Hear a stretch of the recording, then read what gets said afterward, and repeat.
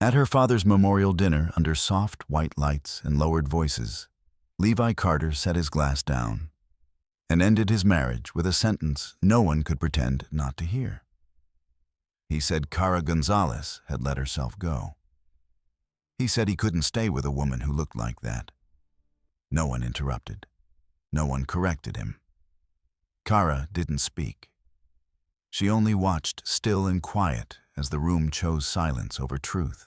What Levi didn't know was that her father's documents were already in motion, and his name was nowhere they needed it to be. If you believe dignity should never be measured by appearance, stay with this story until the end. Tell me where you're watching from and what time it is there. And if stories about truth and quiet justice matter to you, consider subscribing. The house on Alderbrook Drive had always been too quiet for a marriage that was supposed to last. It wasn't the kind of silence that came from peace. It was the kind that settled slowly, almost politely, between two people who had once known how to fill a room without trying. Over time, it had replaced laughter with careful conversations, replaced warmth with routine, until even the smallest sounds, cutlery against porcelain, the soft closing of a door, seemed louder than they should have been. Cara Gonzales had noticed the shift long before Levi Carter chose to name it. She noticed it in the way he stopped asking how her day had been and started checking his phone instead. In the way his compliments faded into observations and his observations sharpened into critiques. None of it had happened suddenly. That would have been easier to confront. Instead, it unfolded, gradually disguised as concern, then preference, then expectation. And Cara, as she had always done, paid attention. She did not argue. She did not defend herself with urgency or emotion. She listened. She absorbed. She remembered. At 33, Cara had built a life that appeared stable from the outside. She worked as a human resources coordinator at a mid-sized logistics firm, a job that required precision patience and the ability to observe people without inserting herself into their conflicts. It was work she did well, not because she was loud or authoritative, but because she understood patterns. She understood how people revealed themselves over time. It was the same skill she now applied quietly to her own marriage. The weight she carried, both literal and otherwise, had not arrived without reason. 2 years earlier, when her father's health began to decline, Cara's life shifted in ways Levi never fully acknowledged. Hospital visits replaced evenings out. Medical bills, even those she insisted on handling herself, introduced a constant undercurrent of stress. Sleep became inconsistent. Meals became irregular. Her body responded in ways bodies often do under sustained pressure. It changed. She gained weight, not dramatically at first, not in ways that would have drawn attention from anyone looking casually. But Levi was not looking casually. He was watching. And once he began to see it, he could not or would not see anything else. At first, his comments came wrapped in suggestion. "You might feel better if you got back to your routine," he had said one evening, standing in the kitchen with a glass of water he hadn't touched. His tone was neutral, almost helpful. Cara had nodded, not because she agreed, but because she recognized the opening move of a conversation that would not end well. Later, the suggestions became comparisons. "I saw Melissa from the firm today," he mentioned over dinner, cutting into his steak with measured precision. "She just had a baby and already looks like she never did." Cara had looked at him then, not sharply, not accusingly, just long enough to register the intent behind the words. Then she returned to her plate. She did not ask why Melissa mattered. She already understood. Eventually, the comparisons became conclusions. "I don't think you're trying anymore." That had been said without anger, without raised volume, as if it were a fact both of them had been avoiding, and he had finally decided to state. Cara had not responded, because responding would have required her to believe that this conversation was about effort. It wasn't. It was about permission, Permission for Levi to shift the narrative of their marriage into something that justified his growing dissatisfaction. Permission to redefine her, not as a partner navigating a difficult period, but as a problem he had outgrown. And once that permission was granted internally, if not explicitly, it shaped everything that followed. Levi Carter was not a careless man. On the contrary, he was meticulous in the ways that benefited him. At 37, he had built a respectable career in commercial real estate, the kind that depended as much on perception as it did on performance. He understood presentation. He understood how appearances influenced opportunity. He had learned early and well that people responded differently depending on what they saw. And increasingly, what he saw when he looked at Kara did not align with the image he believed he needed. He did not say this outright, not at first, but it informed his behavior in ways that were difficult to ignore once noticed. He stopped inviting her to certain events. At first, it was framed as convenience. "You probably wouldn't enjoy it," he said, when declining to bring her to a networking dinner. "It's all industry talk." Kara accepted that explanation once. The second time, she asked a simple question. "Who else is bringing their spouse?" Levi hesitated just long enough to confirm what she already suspected. "Some are," he admitted. She nodded, and that was the end of the conversation. But not the end of her understanding. From that point forward, Kara began to observe more deliberately. She noticed how often Levi worked late, and how rarely those late nights resulted in visible progress or new deals. She noticed the frequency of his phone lighting up with messages he did not open in front of her. She noticed the subtle shift in his tone when he spoke about the future, how it no longer included the word "we" with the same certainty. She did not confront him with these observations. She recorded them, not in a journal, not in a way that could be easily found or dismissed as emotional reaction, but in memory structured, chronological, precise. It was a habit she had developed long before her marriage began to fracture. Her father, Alejandro Gonzales, had taught her the value of quiet awareness without ever stating it directly. He had been a man of few words, even in the best of times. Their relationship had never been defined by long conversations or overt displays of affection. Instead, it existed in smaller exchanges, in the way he would ask specific questions about her day, in the way he would notice details others overlooked, in the way he seemed to understand more than he expressed. When he fell ill, that quiet presence became something Kara leaned on, even as it began to fade. She had spent months balancing work, hospital visits, and the slow acceptance that there were things she could not fix. Through it all, Levi had remained present in the technical sense. He drove her to the hospital a few times, asked occasional questions, but he never entered that space fully. He never sat long enough to understand what it meant. And when Alejandro passed, the absence he left behind was not only emotional, it was structural. There were calls to make, documents to sign, arrangements to finalize. Kara handled them all. She moved through the process with the same quiet efficiency she brought to everything else, responding to emails, returning calls, coordinating details. It was during this time that the first unfamiliar name appeared in her inbox. Martin Hale. The email had been concise, formal, and persistent. He introduced himself as a legal representative associated with her father's estate. He requested a meeting at her earliest convenience to discuss matters requiring her direct attention. There was no elaboration beyond that, no indication of urgency beyond the repeated follow-ups that came when she did not immediately respond. Kara had read the email more than once, not because she didn't understand it, but because she recognized its tone. It was not the tone of someone asking. It was the tone of someone waiting for a moment that had already been decided. She did not reply right away. There were other things to manage, other priorities that felt more immediate. But she did not ignore it either. She flagged it mentally, placing it alongside the other details that were beginning to form a pattern she had not yet fully defined.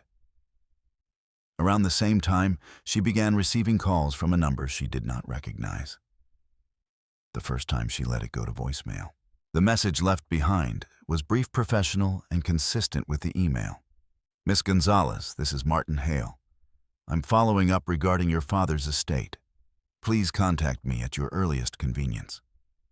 She listened to it once, then again. Then she saved the number. Not because she was ready to call back, but because she understood that some conversations did not disappear simply because they were delayed. Across the house, in a room that had once felt shared, Levi continued moving through his own version of the same timeline, one that did not include these calls, these emails, or the quiet accumulation of information taking place just beyond his awareness. He believed he understood the direction his life was moving. He believed he was preparing for a necessary change. And Kara, standing at the center of a shift neither of them had fully named, allowed that belief to remain undisturbed. For now, the first time Levi said it in front of someone else, he smiled when he did. It happened on a Thursday evening at a restaurant he chose not for the food, but for the lighting. Soft, flattering, the kind that made everything look curated rather than real. They were seated across from another couple acquaintances from Levi's professional circle. The conversation moved easily at first, touching on projects' travel market trends. It was the kind of surface-level exchange Kara had grown used to navigating without effort. She listened more than she spoke. She always had. Halfway through the meal, as plates were being cleared and the conversation shifted toward lifestyle fitness routines, weekend activities, the quiet competitions people disguised as casual remarks. Levi leaned back in his chair, glanced briefly at Kara, and then turned back to the table. "We've been trying to get back into shape," he said, his tone light, almost amused. "Well, I've been trying." There was a pause. Not long enough to be called silence, but long enough for meaning to settle. The other woman, Jessica Monroe, a real estate agent with an instinct for reading rooms, laughed softly, unsure whether the comment required agreement or dismissal. "Oh, I'm sure you both are doing fine," she said, offering a polite bridge back to neutral ground. Levi didn't take it. "It's harder for some people," he added, lifting his glass. "Motivation has to come from somewhere." This time, he didn't look at Kara when he said it. He didn't need to. Kara's hands remained steady in her lap. Her posture didn't shift. Her expression didn't harden or collapse. To anyone watching casually, she appeared unchanged, composed, attentive, present. But she noticed everything. The way Jessica's smile tightened just slightly before she looked down at her drink. The way her partner cleared his throat and reached for a topic that would move the conversation forward. The way Levi's tone carried a subtle expectation that his remark would be understood, accepted, maybe even validated. Kara said nothing. Because nothing in that moment would have altered what had already been revealed. Later that night in the car, Levi drove with one hand on the wheel, the other resting loosely near the center console. The city lights moved past them in a steady blur, reflections sliding across the windshield like something temporary, something that didn't need to be held. "You were quiet tonight," he said, not accusingly, but not kindly either. Kara turned her head slightly toward the window before answering. "I was listening to what he asked." She considered the question not because she didn't have an answer, but because she understood that the answer itself wasn't what he was asking for. "To what people say when they think it doesn't matter," she replied. Levi exhaled a faint sound of impatience. "You're reading too much into things." Kara didn't respond. Because she wasn't reading into anything. She was observing what had already been placed in plain view. From that evening forward, the pattern became more consistent. Levi no longer limited his comments to private spaces. He introduced them gradually, as if testing how far they could go without consequence. A remark here, a comparison there. Always framed in a way that allowed him to retreat if challenged, but clear enough that no one needed clarification. At a weekend gathering hosted by his colleague, he gestured toward a group of women discussing their fitness routines. "They're disciplined," he said, nodding in their direction. "It shows." Kara followed his gaze, then returned her attention to her drink. At another dinner, when someone mentioned trying a new diet, Levi laughed lightly.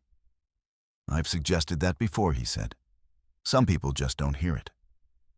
Each time the room responded the same way. A brief pause, a shift in posture, a polite attempt to redirect. No one defended Kara directly. No one confronted Levi. Silence once again became the chosen language, and Kara once again remembered. She began to map these moments, not emotionally, but structurally. Date, setting, words used, reactions observed. She didn't write them down. She didn't need to. The act of noticing, of placing each instance into a mental sequence, was enough. It gave shape to something that might otherwise have been dismissed as isolated incidents. They weren't isolated. They were consistent. They were deliberate. And they were escalating. At home, the dynamic shifted in quieter but equally telling ways.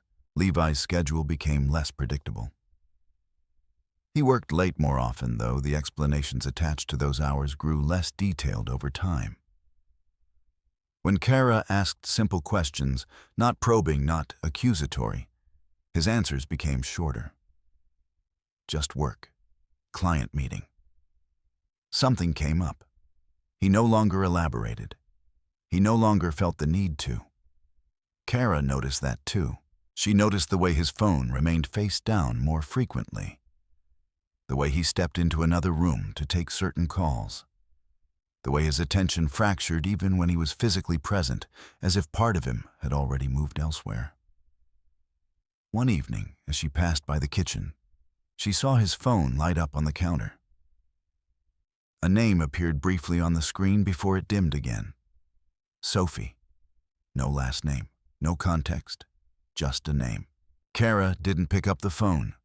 She didn't unlock it. She didn't check the message that followed. She didn't need to. Instead, she registered the detail, placed it alongside the others, and continued walking. Because understanding did not require immediate action. It required patience. Around the same time, the calls from Martin Hale continued. More frequent now, more direct. When Kara finally answered, it wasn't because she felt pressure.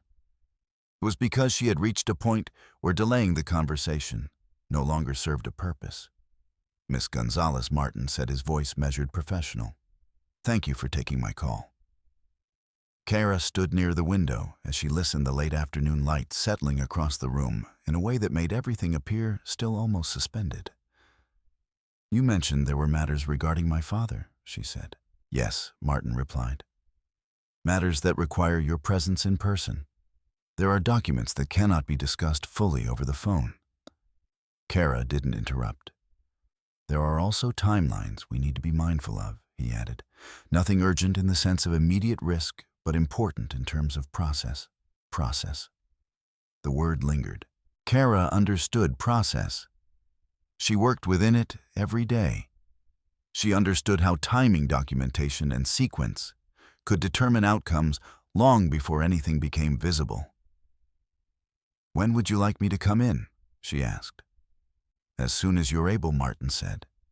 "I can accommodate your schedule." Kara glanced toward the hallway where the quiet of the house stretched uninterrupted. "I'll be there tomorrow," she said. After the call ended, she remained where she was for a moment, her hand still resting lightly against the edge of the window frame.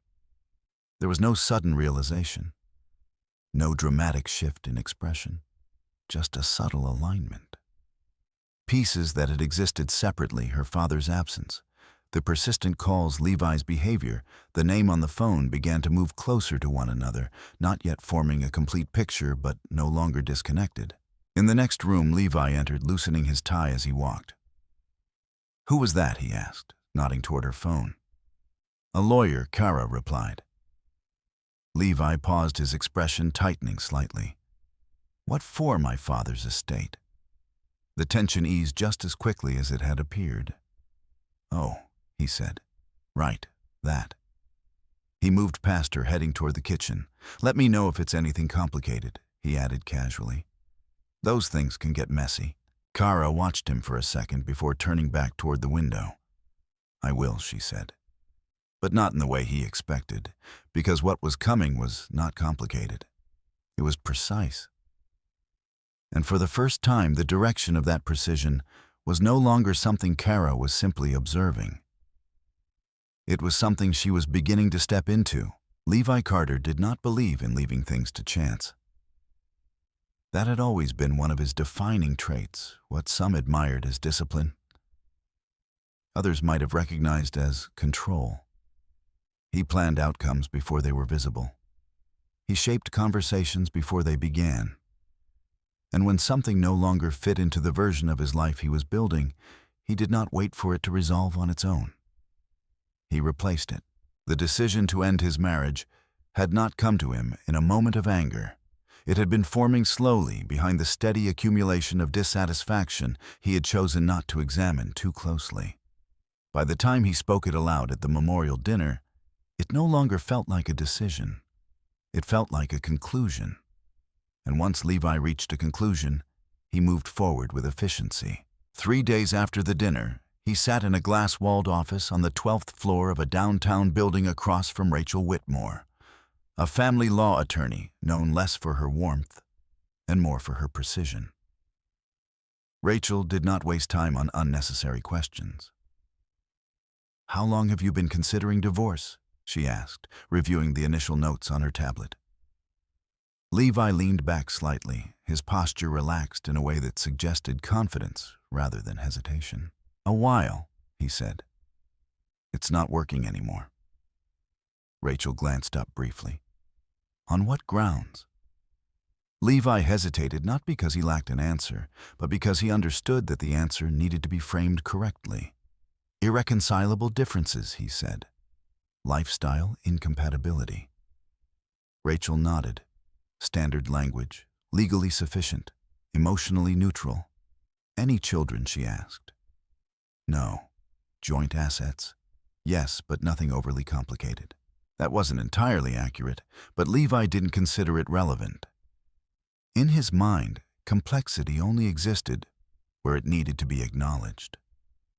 Everything else could be simplified through structure. Rachel continued.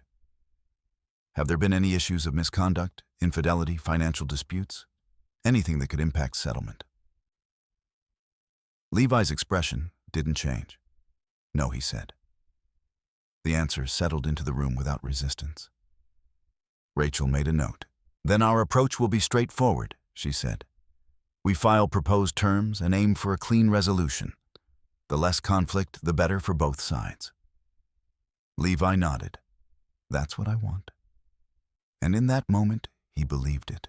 He believed that the narrative of his marriage could be reduced to incompatibility, that the distance between himself and Kara could be explained without examining how it had been created, that the outcome he preferred a quiet separation, a controlled division, a future unburdened by what he now considered a mistake, was not only possible, but likely. Rachel outlined the next steps with clarity. "We'll need a full disclosure of assets," she said. "Bank accounts, investments, property. Transparency is essential." Levi agreed easily. He had already begun organizing those details. Not fully disclosing them, but preparing them. There was a difference. In the days leading up to the meeting, Levi had reviewed his accounts with the same attention he applied to his professional work. He noted balances, tracked recent transactions, and where necessary made adjustments. Small ones at first. Transfers between accounts that had previously remained static. Payments categorized in ways that blurred their original purpose. Nothing overt, nothing that would immediately draw attention, just enough to create distance. He wasn't hiding anything, he told himself. He was preparing. Across town, Kara Gonzales sat in a quieter office one. Without glass walls or city views, but with a sense of permanence that did not rely on appearance. Martin Hale's office was lined with shelves of legal volumes, their spines worn not from display, but from use. The air carried the faint scent of paper, and time a contrast to the polished environments Levi preferred. Kara sat across from Martin, her posture unchanged, her expression composed. Between them on the desk lay a folder. It was not thick, not yet. But it carried weight that had nothing to do with its contents alone. "Before we begin," Martin said, folding his hands together, "I want to clarify something." Kara listened. "What we're about to discuss is not a single document or a simple transfer," he continued.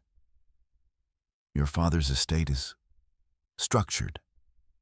It involves multiple entities, layered ownership, and a timeline that extends beyond immediate distribution." Kara nodded once. "I understand." Martin studied her for a moment, as if measuring not her comprehension, but her response to what had not yet been said. "Do you?" he asked quietly. Kara met his gaze.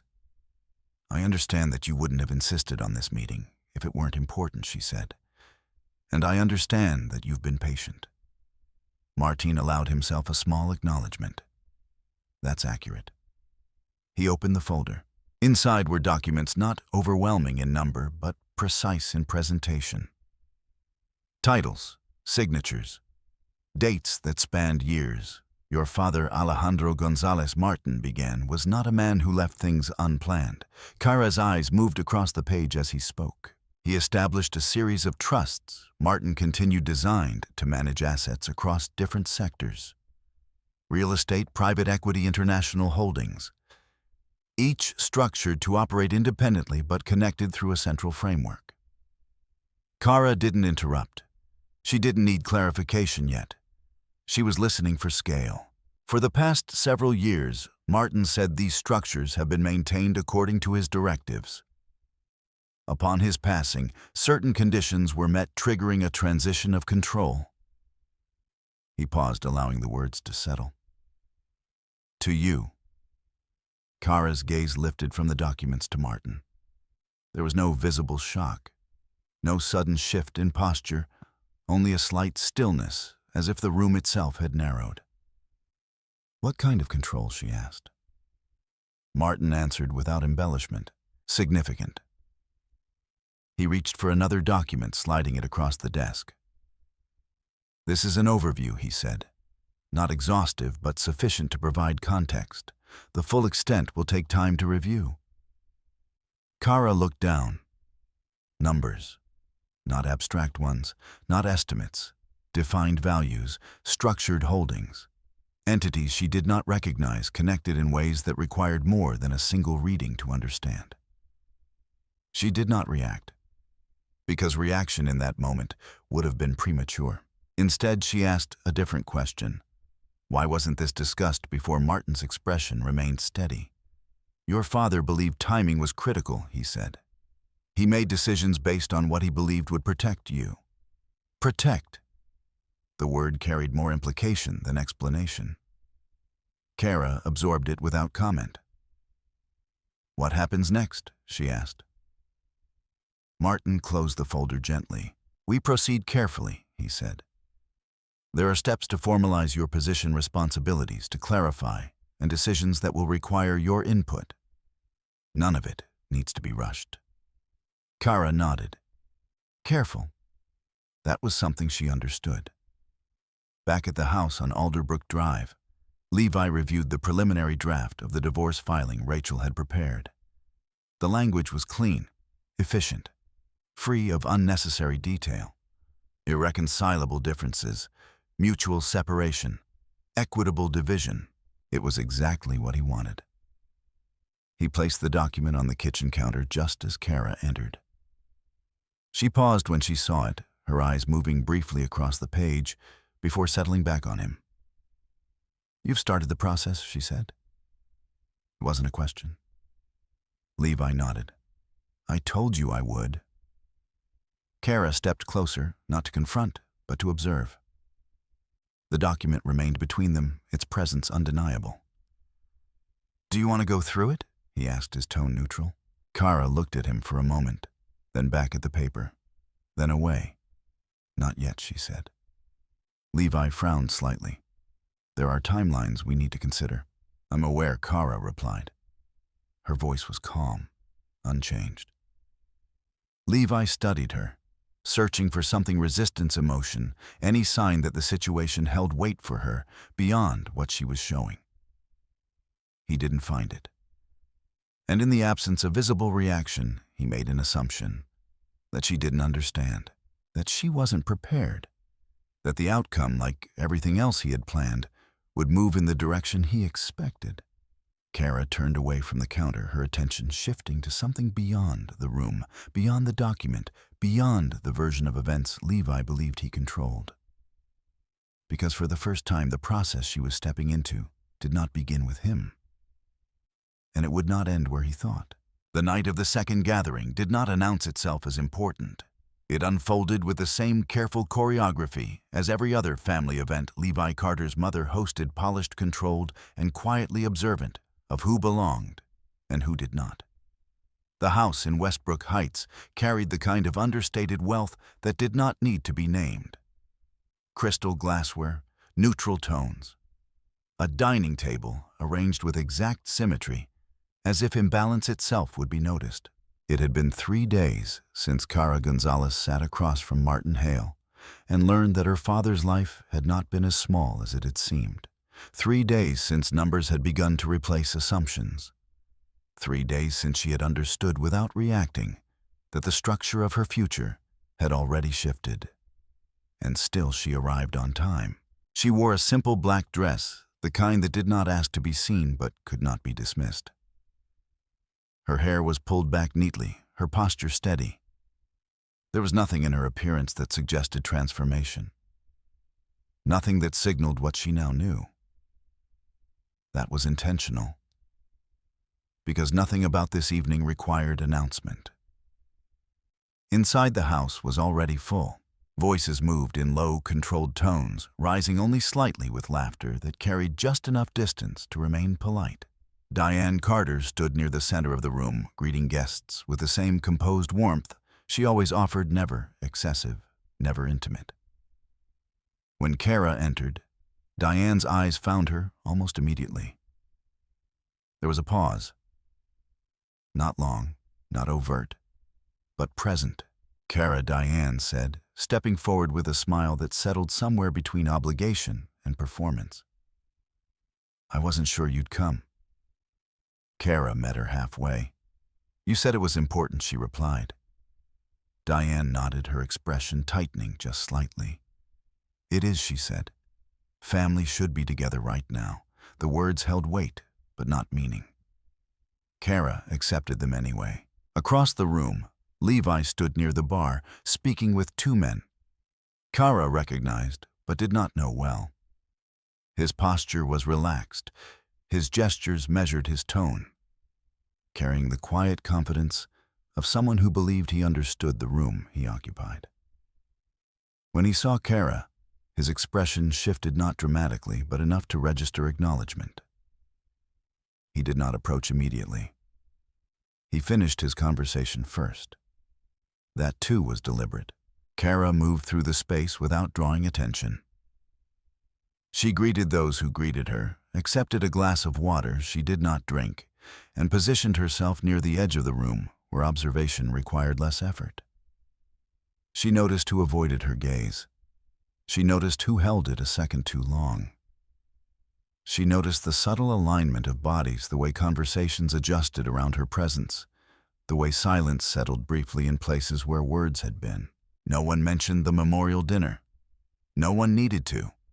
It had already been recorded in memory, in tone, in the quiet understanding that something had shifted. Dinner was called shortly after. The table, long and carefully arranged, left little room for chance in seating. Kara found her place beside Levi, directly across from Diane. The arrangement was not accidental. It rarely was. For the first part of the meal, conversation followed its usual pattern. Safe topics, shared updates, neutral observations. Work, travel, small changes that could be discussed without consequence.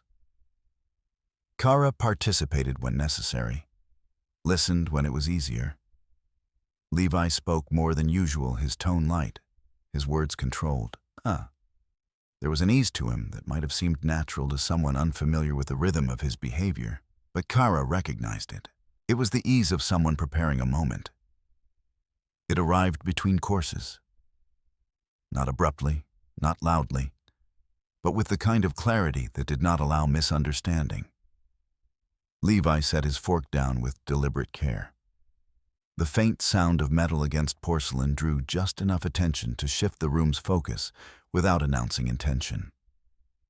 "I think it's better if we address this directly," he said. The conversations around the table softened, then stopped. Diane looked up, her expression unreadable. Kara did not move. Levi turned slightly toward her, but his words were not meant for her alone. "I've filed for divorce," he said. There it was. Simple. Clean. Placed in the center of the table like something that had always belonged there. No one spoke, no one interrupted. Levi continued. "This isn't something I decided lightly," he said, his tone measured, almost reasonable. "But there comes a point where you have to be honest about what works and what doesn't." He paused. Not for effect, for permission. No one denied it. Kara's hands rested calmly in her lap. Her gaze remained steady, not fixed on him, but not avoiding him either. She did not rush to fill the silence. She allowed it to expand. Levi glanced briefly at Diane, then back to the table. "I need a partner who takes care of herself," he said. "Someone who understands the importance of maintaining standards." The word lingered. Standards. It was softer than what he had said at the memorial, more controlled, but no less clear. "I've tried to be patient," he added. "I've said what I needed to say. But nothing changes." A shift in the room.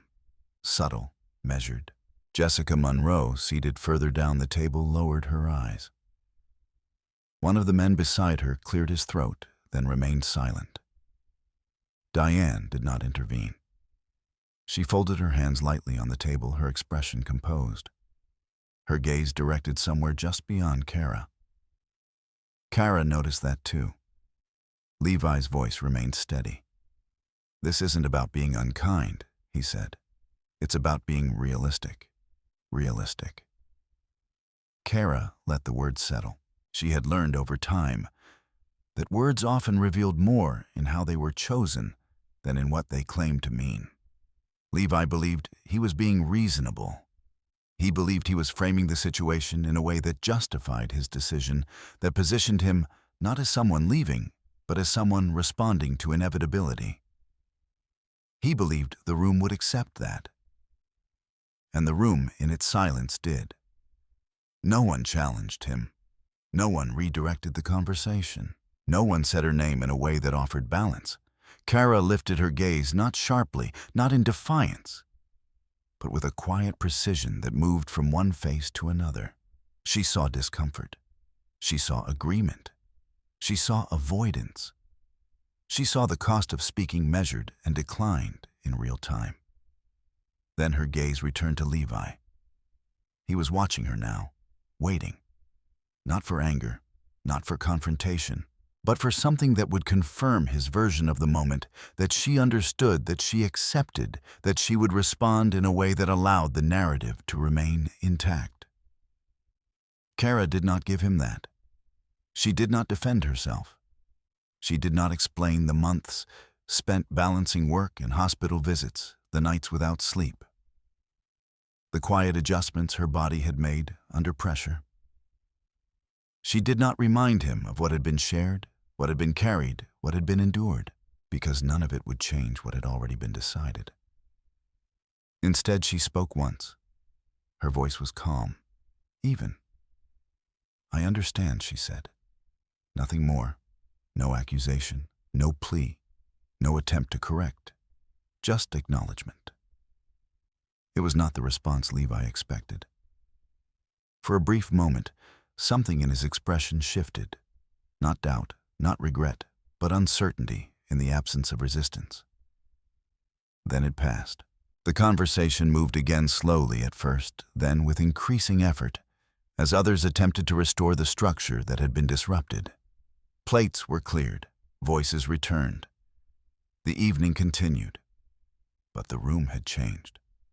Not dramatically, not visibly, but in the way that mattered, because something had been placed into it that could not be removed.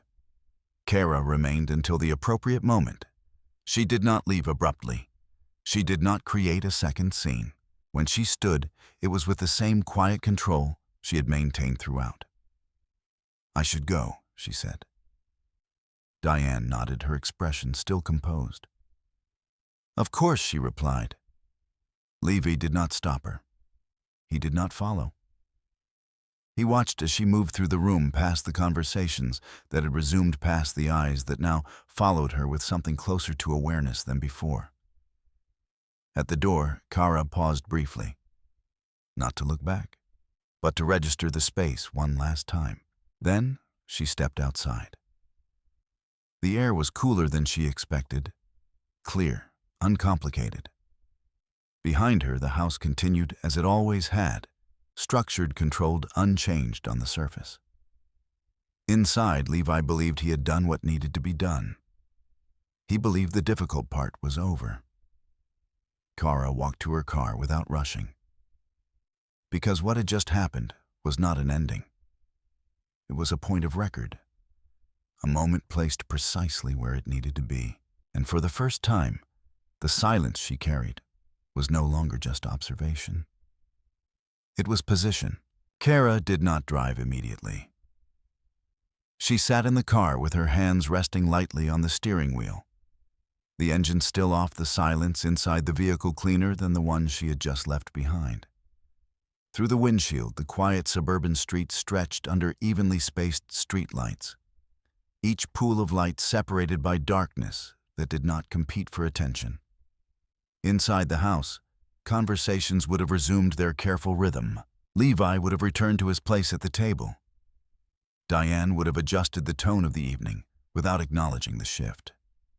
Guests would have found ways to move forward without naming what had just occurred. Kara did not need to see it. She understood the pattern. Instead, she reached for her phone. Not to call Levi, not to send a message, not to revisit the moment that had just been placed in front of witnesses with deliberate clarity. She opened a note. The entry was simple. Date, time, location. Words used. She did not embellish. She did not interpret. She recorded. Filed for divorce. Maintaining standards. Public statement at family dinner. Multiple witnesses present. No intervention. Her thumb paused for a moment above the screen. Then she added one more line. Tone controlled. Intent reputational framing. She saved the note. Then she started the engine. The drive home was uneventful. Traffic moved steadily. Lights changed in predictable sequence. The world outside continued with its usual indifference, untouched by the shift that had just occurred inside a single room. Kara did not replay the conversation. She did not rehearse responses she had not given. She did not imagine alternate outcomes, because none of that would change the structure now in motion. When she pulled into the driveway of the house on Alderbrook Drive, the lights inside were still on. Levi had not returned yet. That too was expected. Kara entered quietly, setting her keys down in the same place she always did. The familiarity of the space remained intact, furniture unchanged, surfaces clean, the faint hum of appliances in the background. Nothing in the room reflected what had just happened. That was the nature of certain moments. They did not leave visible traces. They existed in record. Kara moved through the house without urgency, removing her shoes, placing her bag on the table, adjusting nothing beyond what was necessary. She did not sit immediately. Instead, she walked to the kitchen counter where the draft of the divorce filing still lay. Levi had left it there, open, accessible, as if its presence alone would prompt engagement. Kara stepped closer. This time, she picked it up. The pages were clean, structured, carefully written in language that removed emotion and replaced it with neutrality.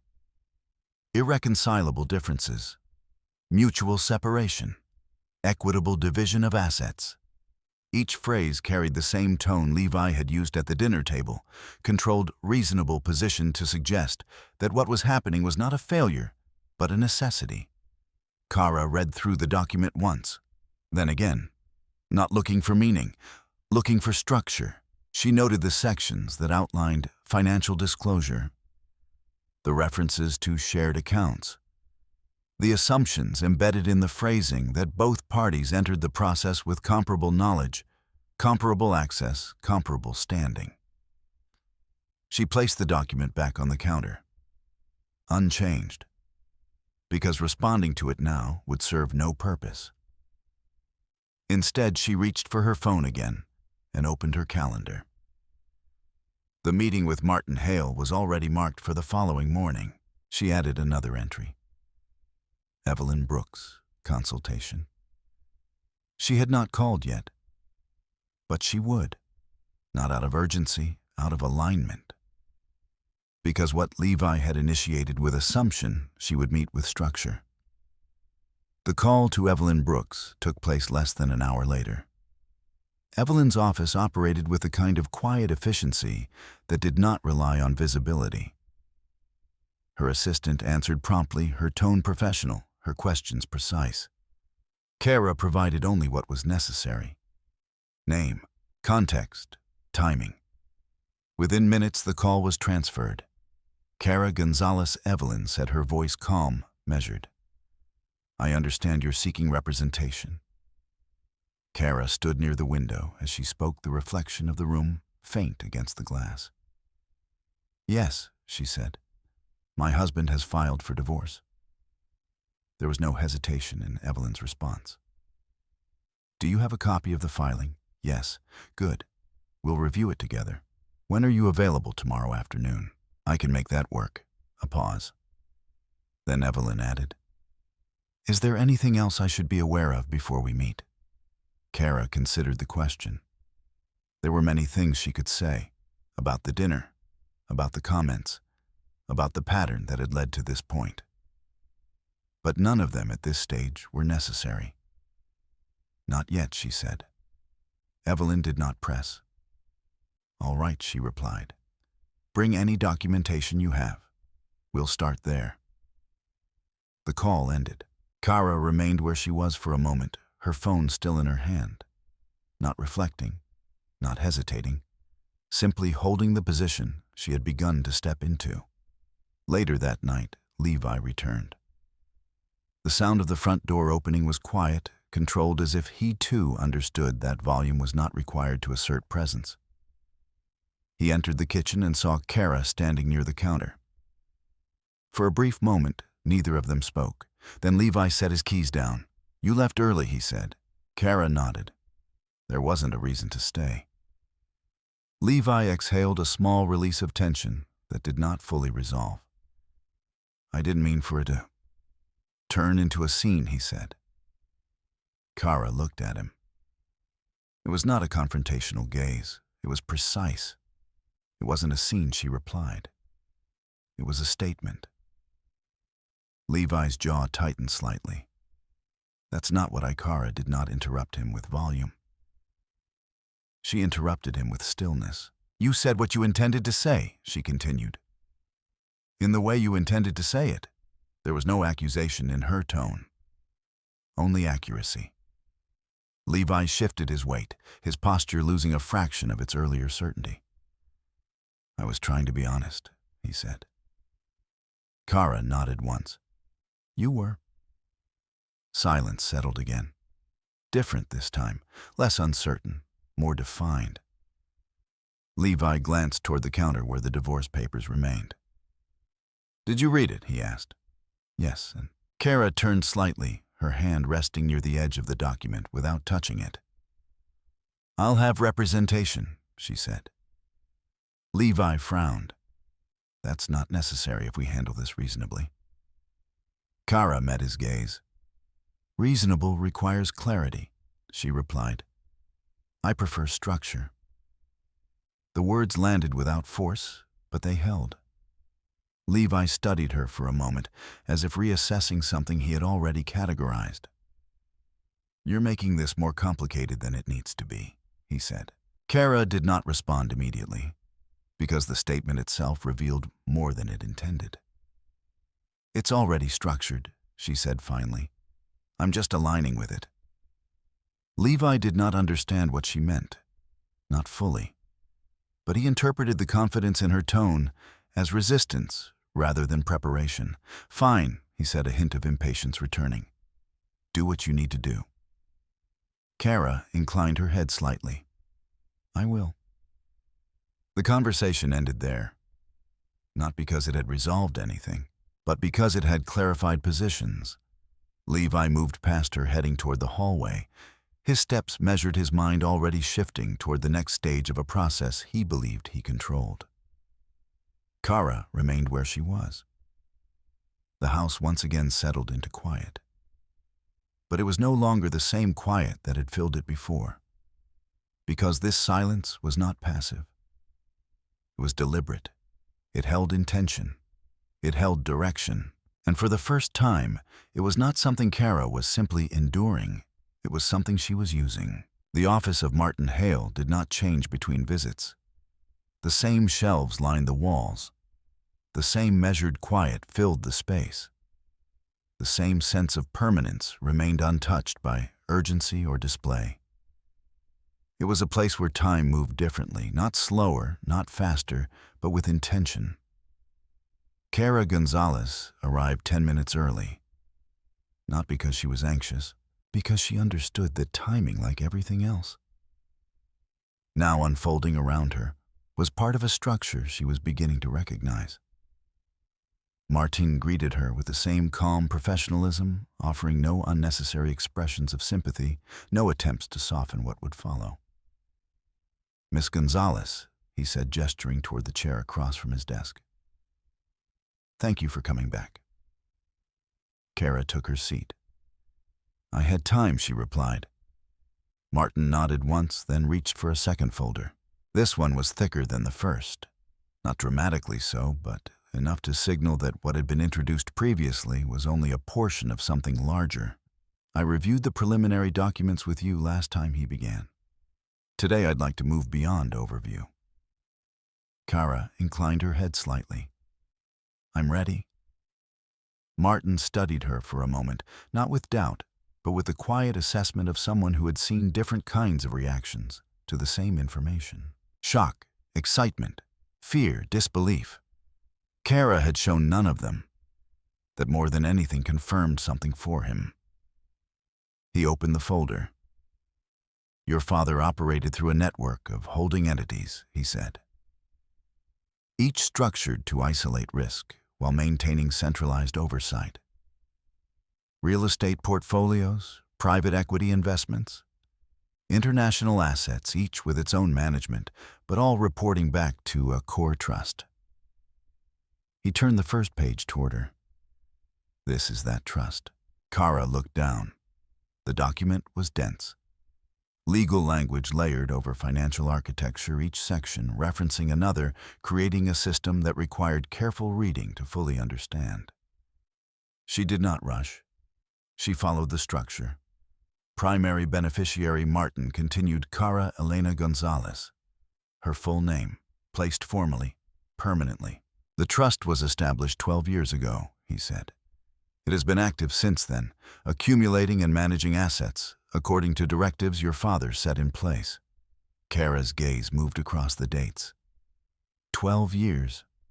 Long before Levi, long before the life she now recognized as only one layer of something deeper. Why didn't he tell me, she asked. The question was not emotional. It was precise. Martin did not answer immediately. Instead, he closed the folder gently and folded his hands. Your father believed that knowledge of this structure would change how people approached you, he said. He chose to delay that until he believed you were in a position to navigate it without being influenced by it. Kara considered that, not as an explanation to accept or reject, but as a piece of a pattern she had not previously seen. He was protecting the asset, she said. Martin met her gaze. And you, he replied. Silence settled briefly. Not uncomfortable, not unresolved, just present. Kara looked back at the documents. What does control mean in this context? She asked. Martin opened the folder again, turning to another section. It means that as of your father's passing, certain decision-making authorities have transferred to you, he said. Not all at once. There are stages, but the process has begun. He slid a page toward her. This outlines your current position, Kara read. Not quickly, not slowly, with focus. Her name appeared again, not as beneficiary, as controlling party, limited but defined, effective immediately upon verification. She exhaled not as a reaction, but as a recognition of weight. What kind of assets are we talking about? She asked. Martin answered without hesitation. Significant real estate holdings across multiple states.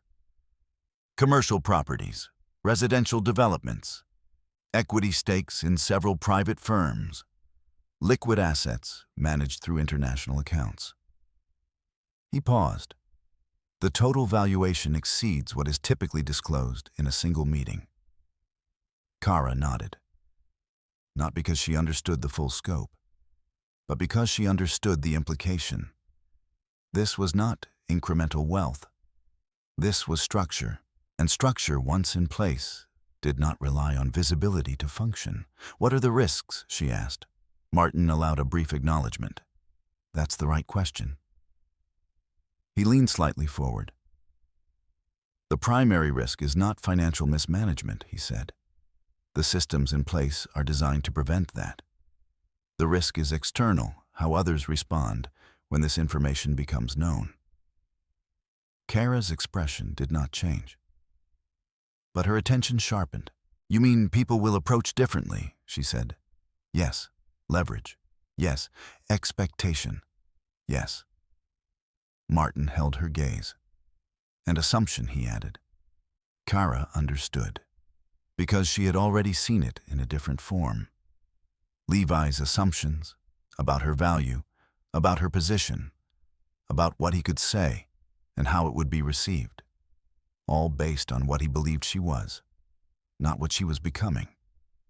What about my current situation? She asked. Martin did not need clarification. Your marriage, he said. Yes. Martin considered his response carefully. At this stage, the trust and your personal legal matters remain separate, he said. However, any financial disclosure required in your divorce proceedings will need to be handled with precision. Kara nodded. I've retained representation, she said. Evelyn Brooks.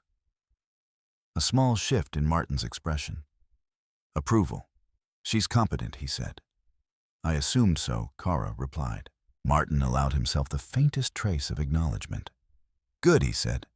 Coordination between legal teams will be important. Kara closed the folder, not because she was finished, but because she had reached a point where continuing to read without context would not add clarity. What do you need from me next? She asked. Martin leaned back slightly. For now, awareness, he said. Review the documents, understand the structure. We will proceed step by step. Kara stood, not abruptly, with intention. I will, she said. As she moved toward the door, Martin spoke again. Miss Gonzales. She turned. There's one more thing you should consider, he said. Kara waited. Timing, he continued. Not everything needs to be disclosed immediately. In fact, in certain situations, delay can provide clarity. Kara met his gaze. I understand. And she did. Because timing was not just about when something was said. It was about when it became undeniable. When Kara stepped outside, the air felt different. Not lighter, not heavier, just clearer. the world had not changed. But her position within it had. Across town, Levi Carter sat in a different kind of office, reviewing numbers that he believed told the full story of his situation. He had spent the morning organizing his accounts, adjusting figures, ensuring that everything aligned with the version of events he intended to present. He believed he was being thorough. He believed he was preparing. He believed that by controlling the details, he could control the outcome. What he did not see was the difference between managing information and understanding structure. Because while Levi was adjusting numbers within a system, he thought he knew Kara was stepping into one he had never seen. And systems like that did not announce themselves. They revealed themselves at the right time, in the right place, with the kind of precision that did not require force. Kara reached her car and paused for a moment before opening the door. Not to reflect, not to reconsider, but to register the alignment of what had been separate. Her father's silence, Levi's certainty, the documents now in her possession, the legal process already in motion. None of it was accidental. None of it was disconnected. And for the first time, Kara was not simply observing the pattern. She was part of it. Levi Carter believed speed was an advantage. In his experience, the person who moved first often defined the terms, not just legally, but psychologically. If the process began on his timeline, if the narrative formed around his language, then everything that followed would have to adjust to it. That was how deals were made. That was how leverage worked. So he did not wait. The official filing was submitted less than 48 hours after his meeting with Rachel Whitmore. Clean, efficient, structured, exactly as discussed. It framed the marriage in neutral legal terms, stripped of context, reduced to incompatibility and mutual decline. Levi read it twice before approving it. Not for accuracy, for tone. It needed to sound reasonable. It needed to suggest inevitability. It needed to leave no room for interpretation that would cast him as anything other than pragmatic. When the confirmation email arrived, he felt a quiet sense of completion. The process had begun. Across town, Kara Gonzales was sitting in Evelyn Brooks's office when the notification reached her. She didn't open it immediately. Evelyn was speaking. "The key in cases like this isn't reaction," she said. Her tone measured, her posture relaxed but attentive. "It's sequence. What's presented when it's presented and how it's supported." Kara nodded slightly. "I understand." Evelyn studied her for a moment, then reached for the copy of the filing Kara had brought. "I've reviewed this," she said, tapping the document lightly. "It's structured to move quickly. Minimal conflict, minimal disclosure, minimal resistance." She glanced up. That usually benefits the party who initiates. Kara's expression remained steady. "That's what he's expecting," she said. Evelyn allowed the faintest trace of acknowledgement. "Yes," she replied. "It is." She turned a page. "He's presenting this as straightforward. No misconduct, no complications. That simplifies his position." A pause. "Unless it isn't accurate." Kara did not answer immediately. Instead, she reached into her bag and placed her phone on the desk. "I've been keeping track," she said. Evelyn raised an eyebrow slightly. In what way? Kara unlocked the screen and opened a series of notes. Not emotional entries, not fragmented recollections. Structured observations, dates, locations, exact phrasing. Evelyn leaned forward, reading in silence for a moment. Then she looked up. "This is useful," she said. Kara inclined her head. "There's more." She scrolled. Additional entries, patterns, consistency. Evelyn's attention sharpened. "Public statements," she said. "Repeated language, witnesses." Kara nodded. "And tone," she added. "Intent." Evelyn closed the phone gently and leaned back. "This changes the framing," she said. Kara did not ask how. She waited. Not dramatically, Evelyn continued, but enough. If there's a pattern of public degradation, especially tied to appearance, it can influence how the court views conduct within the marriage. She paused, not as the central argument, but as context. Context. Kara understood the weight of that. It did not win a case, but it shaped how everything else was interpreted. Evelyn continued. We'll need to corroborate this, she said. Witnesses, if possible. Any recordings, messages, emails? Kara nodded once. I'm working on that. Evelyn's gaze held hers for a moment longer. You're not reacting, she observed. Kara's response was simple. I'm aligning. Evelyn allowed herself a small, almost imperceptible smile. Good, she said. She reached for another document. Now financial disclosure, she continued.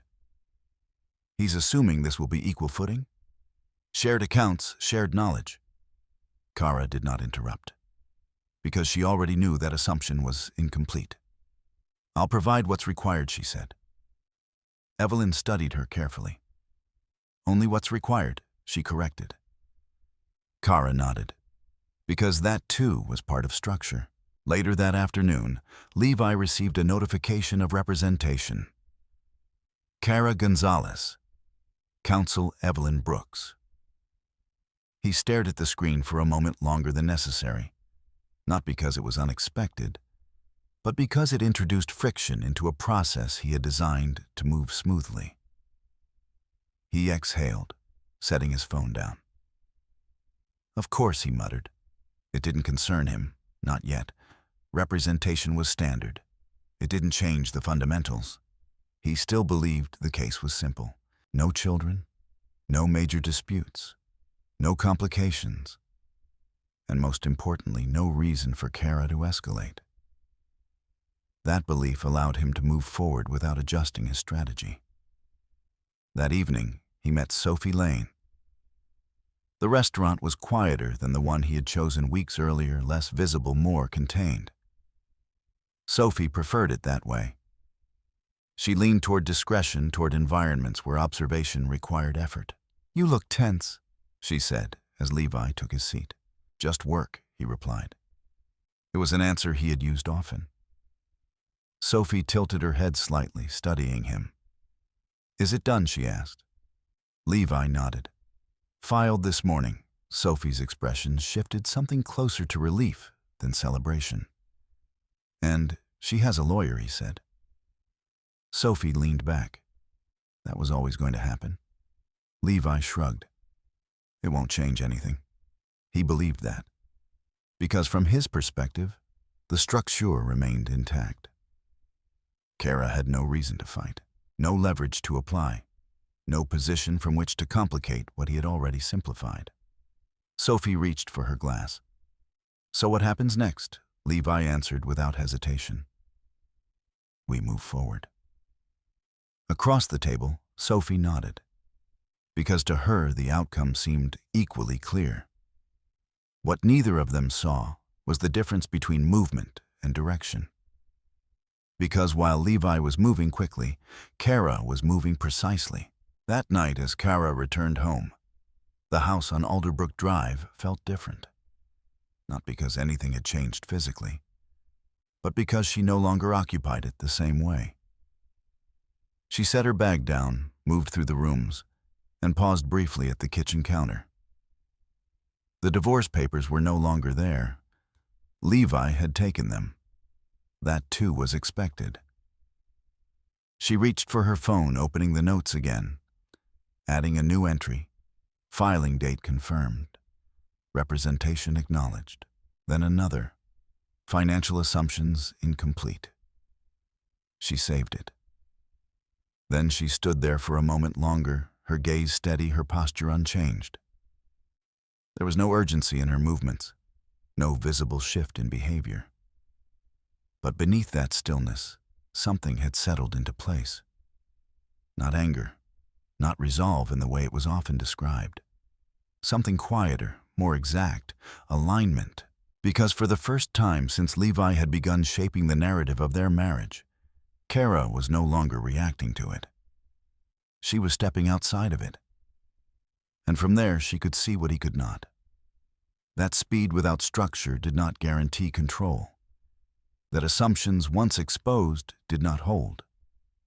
And that the process he believed he had initiated was already intersecting with another one, many larger, quieter, and far less forgiving. Levi Carter did not notice patterns unless they interfered with him. He noticed delays. He noticed resistance. He noticed anything that required him to adjust his expectations. But patterns that unfolded quietly without immediate consequence rarely held his attention long enough to be understood. That was why Sophie Lane had never felt like a risk. She had entered his life gradually in a way that did not disrupt the structure he had already built. A conversation at a client mixer. A second meeting that felt accidental but wasn't. Messages that began with context and ended without it. Sophie was easy to talk to. More importantly, she was easy to position. She listened when Levi spoke about work. She admired his sense of direction. She responded to his frustrations in ways that affirmed rather than questioned. She did not ask for explanations that required depth. She accepted surface-level narratives and returned them polished. And in that simplicity, Levi found something that no longer existed in his marriage. Agreement. What he did not recognize was how much of that agreement depended on what she believed he was.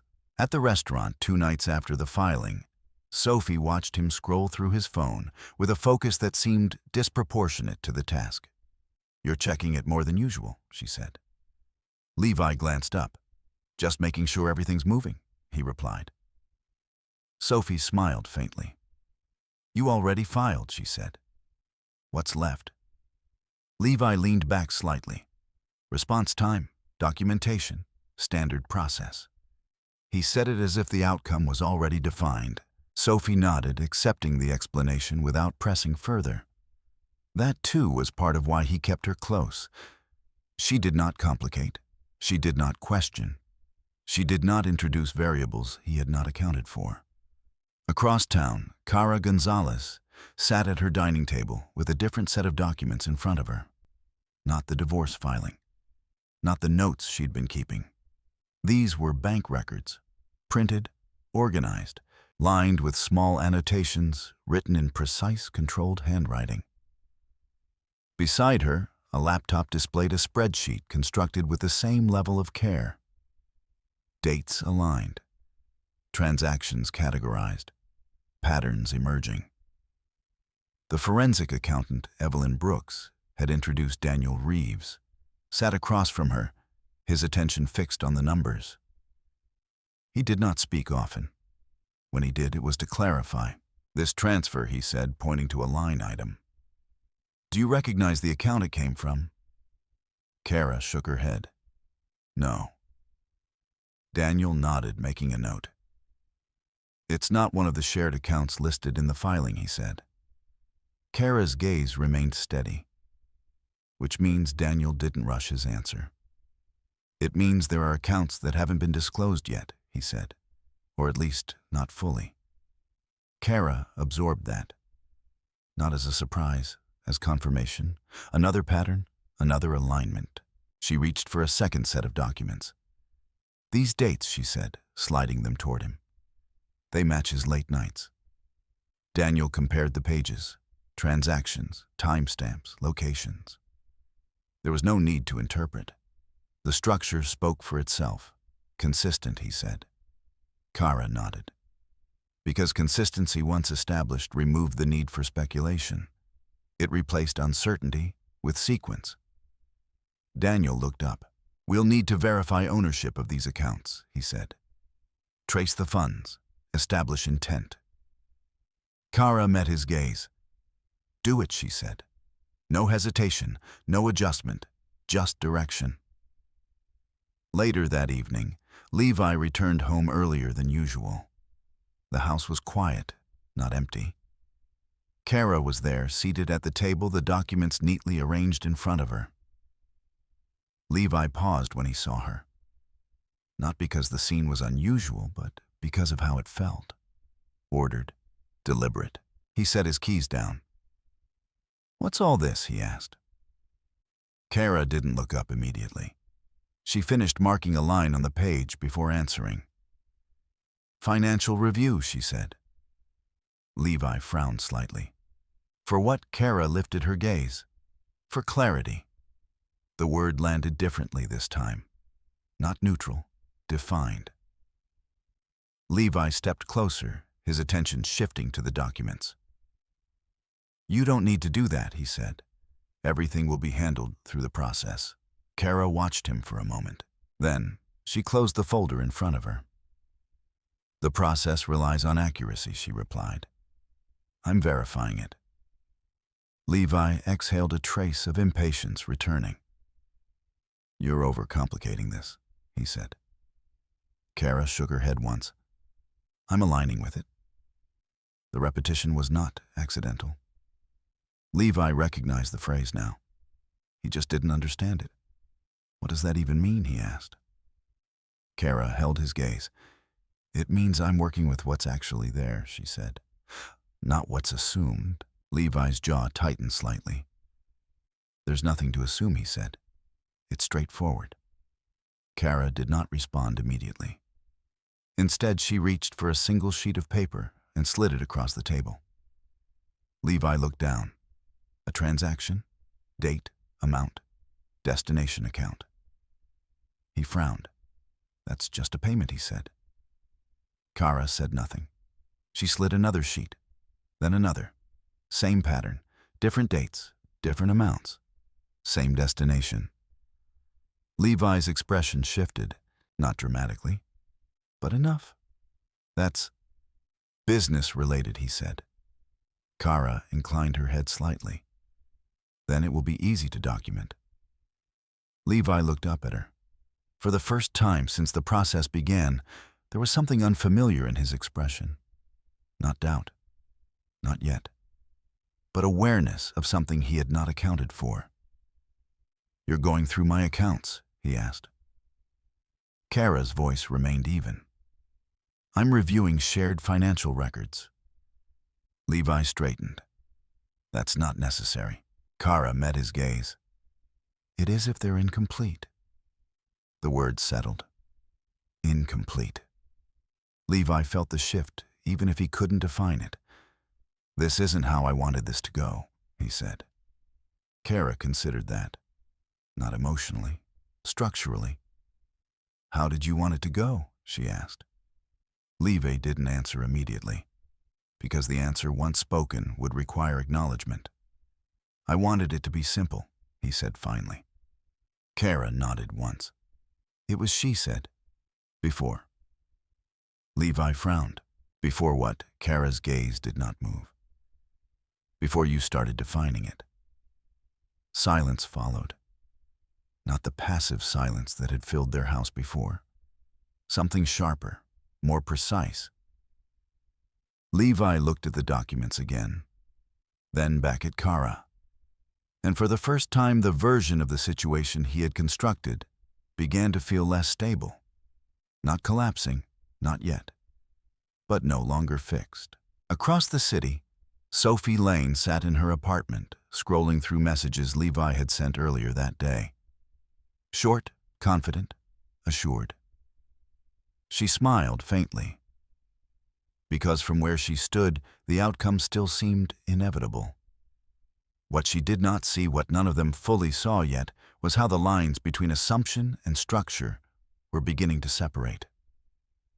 And once separated, they did not realign, because one was built on belief, the other on proof. Kara gathered the documents, slowly placing them back into their folder, with the same care she had used to organize them. She did not rush, she did not press, because the moment did not require escalation. It required continuation. She stood carrying the folder with her as she moved toward the hallway. Behind her, Levi remained at the table, looking, not speaking. For the first time, not entirely certain what he was seeing. Power did not arrive in Kara Gonzales' life with noise. It did not announce itself with visible change or immediate consequence. It moved the way everything else in her life had begun to move quietly, deliberately, with structure that did not need recognition to function. 3 days after her second meeting with Martin Hale, Kara entered a building she had never been inside before, though it had existed in the background of her life for longer than she realized. The exterior was understated.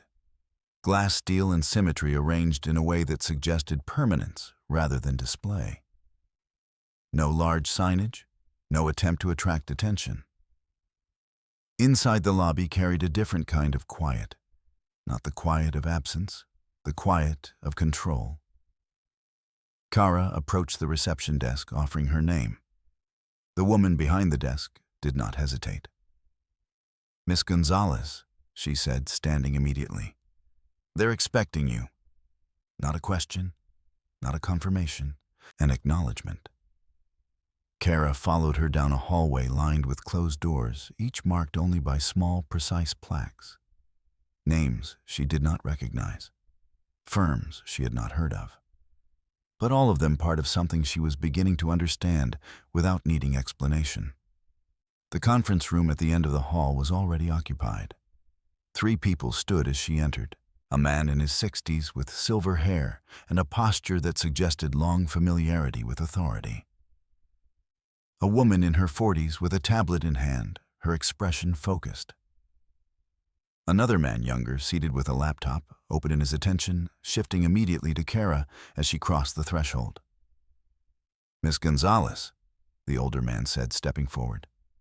"I'm Charles Benton." He extended his hand. Kara accepted it. "Thank you for coming," he added. She nodded once. "I was asked to." There was no attempt to soften the statement. No need. Charles smiled faintly, not offended. "Of course," he said. "Please." They took their seats. Folders were placed in front of her, not presented with ceremony, simply positioned where they needed to be. Charles began without delay. "We've been managing portions of your father's portfolio for the past decade," he said. "Under instruction." Kara listened. "We report to the trust," he continued. "And now that reporting structure includes you." The woman beside him, Laura Chen, tapped her tablet, bringing up a series of documents on the screen. "These are current positions," she said. "High-level overview. We'll go into detail as needed." Kara's gaze moved across the screen. Numbers. Not abstract, not theoretical. Defined. Operational. Real estate holdings spanning multiple cities. Equity stakes in firms she had never interacted with, but now had a connection to, that was not optional. She did not react, because reaction again would have been premature. Instead, she asked the question that mattered. What decisions require my approval? Charles and Laura exchanged a brief glance. Then Charles answered. "At this stage, limited ones," he said. "But that will expand, gradually. The structure was designed to transition control, not transfer it all at once." Kara nodded. "Timeline," Laura responded. "Initial phase immediate. Secondary phase within 90 days. Full operational authority conditional based on review and confirmation." Kara absorbed that, not as information to process later, as structure to work within now. "What needs to be reviewed?" she asked. Charles slid a document toward her. Everything he said, not as a challenge, as a statement. Kara allowed the faintest shift in her expression, not hesitation, recognition. Then she picked up the document. "Then we start," she said. Across town, Levi Carter sat in his office reviewing an email from Rachel Whitmore. Subject, disclosure requirements. Reminder. He read it once, then again. The language was clear. Complete financial disclosure required, within a defined time frame. All accounts, all assets, any omission intentional or otherwise subject to legal consequence. Levi leaned back in his chair, exhaling slowly. He had expected this, prepared for it. But expectation and execution were not the same. He opened his banking app, scrolling through the accounts he had already categorized: primary accounts, shared accounts, business accounts, then others, less visible, less defined. He hesitated, only briefly. Then he began adjusting again, not removing, reframing, categorizing transactions in ways that aligned with what he intended to present. Because from his perspective, the goal remained the same: simplify, control, conclude. That evening, Kara returned home later than usual. The meeting had extended beyond its initial time frame, not because of complication, but because of depth. Each document led to another. Each explanation opened a structure she had not previously seen. She did not rush through it. She followed. When she entered the house, Levi was already there, seated at the kitchen counter, waiting. That too was new. "You're late," he said. Kara set her bag down. "I had a meeting." Levi watched her. "With who?" Kara paused for a moment, not to decide whether to answer. "But how?" "Advisors," she said. Levi frowned slightly. "What kind of advisors?" Kara met his gaze. "Financial." The word settled differently than others had. Levi's posture shifted, since when Kara moved toward the counter, placing a folder down beside her, since it was necessary. Levi's eyes moved to the folder, then back to her. "What does that mean?" Kara did not answer immediately. Instead, she opened the folder, not fully, just enough to reveal the structure inside. Documents, organized, detailed, not something assembled quickly, something established. Levi's attention sharpened. "What is that?" he asked. Kara closed the folder again. "Context," she said. Levi stood. The movement was controlled, but no longer relaxed. For what he pressed, Kara held his gaze. For everything that follows. Silence, not empty, charged. Levi studied her, searching for something he could define, something that fit within the framework he had already built. But what he saw did not align. It did not match the version of Kara he had been responding to for months. This was not reaction. This was positioning. "You're making this more complicated than it needs to be," he said again. Kara shook her head slightly. "No," she replied. "I'm making it accurate." The distinction landed. Levi felt it. Even if he didn't fully understand it, he took a step closer. "What aren't you telling me?" he asked. Kara's expression did not change. "Nothing that concerns you yet," she said. "Yet." The word held weight. Levi's jaw tightened. "This is a divorce," he said. "It concerns both of us." Kara inclined her head. "It concerns what's shared," she corrected. Levi stared at her. For the first time, the certainty that had carried him through every step of the process began to fracture. Not visibly, not completely, but enough. Because what he had assumed was equal footing no longer felt equal, and what he had framed as simple no longer felt contained. Kara picked up the folder, holding it with the same steady control she had maintained from the beginning. She did not explain. She did not reveal. Because timing, as Martin Hale had said, mattered. And this was not the moment. "This will be handled properly," she said. Levi's voice tightened. By who? Kara's answer was quiet. By the people already in place. She turned, moving toward the hallway. Not hurried, not hesitant. Leaving Levi standing at the counter, his attention fixed on the space she had just occupied. For the first time since he had spoken the word divorce out loud, he was no longer certain that he had defined the terms. And somewhere beyond his understanding, beyond his control, the structure Kara had stepped into continued to move. Not quickly, not visibly, but with the kind of precision that did not require permission. Evidence did not announce itself when it was complete. It reached that point quietly through accumulation, rather than revelation, through the steady alignment of details that no longer required interpretation. Kara Gonzales understood that before anyone said it aloud. By the time she sat across from Evelyn Brooks again, the folder in front of her no longer felt like a collection. It felt like structure. Evelyn opened it without ceremony. "Let's walk through what we have," she said. Kara nodded once. Daniel Reeves sat beside Evelyn. This time his laptop opened the spreadsheet they had been building now, expanded into something more comprehensive. Columns connected to one another. Dates aligned across multiple sources. Transactions cross-referenced with communication logs, Daniel began. "We've verified 3 separate accounts that were not disclosed in the initial filing," he said. 2 domestic, 1 international. He turned the screen slightly toward Kara. "These are the transaction patterns." Kara leaned forward, her eyes moving across the data.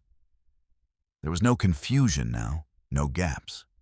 The transfers were consistent, timed, repeated with enough regularity to remove any suggestion of randomness. Evelyn spoke next. "And these align with the dates you noted," she said, tapping Kara's printed notes. "Late evenings, absences, changes in behavior." Kara nodded. Because what had once been observation was now correlation. Daniel continued. "We've also traced payments to a series of vendors," he said. "Hotels, travel services, retail. All connected through the same accounts." Kara's gaze remained steady. "Sophie Lane," she said. Not a question, a placement. Evelyn met her eyes. "That would be our working assumption," she replied. "We'll confirm before stating it formally." Kara did not press further, because assumption, even informed, was not yet evidence. Daniel scrolled to another section. "Communication records," he said. "We don't have direct access to his phone, but we've matched timestamps from your observations with billing logs and metadata." He paused.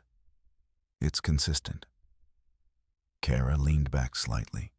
Consistency again. Not dramatic, not sudden, but definitive. Evelyn closed the folder partway, her hands resting lightly on the cover. "This changes the landscape," she said. Kara waited. "Not in a way that turns this into a public conflict," Evelyn continued, "but in a way that gives us leverage within the process. Leverage." The word settled differently than it might have before. Not as power to use, as structure to understand. Evelyn continued. "We also have the recordings," she said. Kara's gaze shifted, not in surprise, in acknowledgement. Evelyn reached for a smaller device on the desk. "Audio from the dinner," she said. Clear enough, context intact. She pressed play. Levi's voice filled the room. Measured, controlled. "I need a partner who takes care of herself. Maintaining standards." The words landed differently now, not as memory, as record. Kara listened without expression, without interruption, without reaction. Evelyn stopped the recording.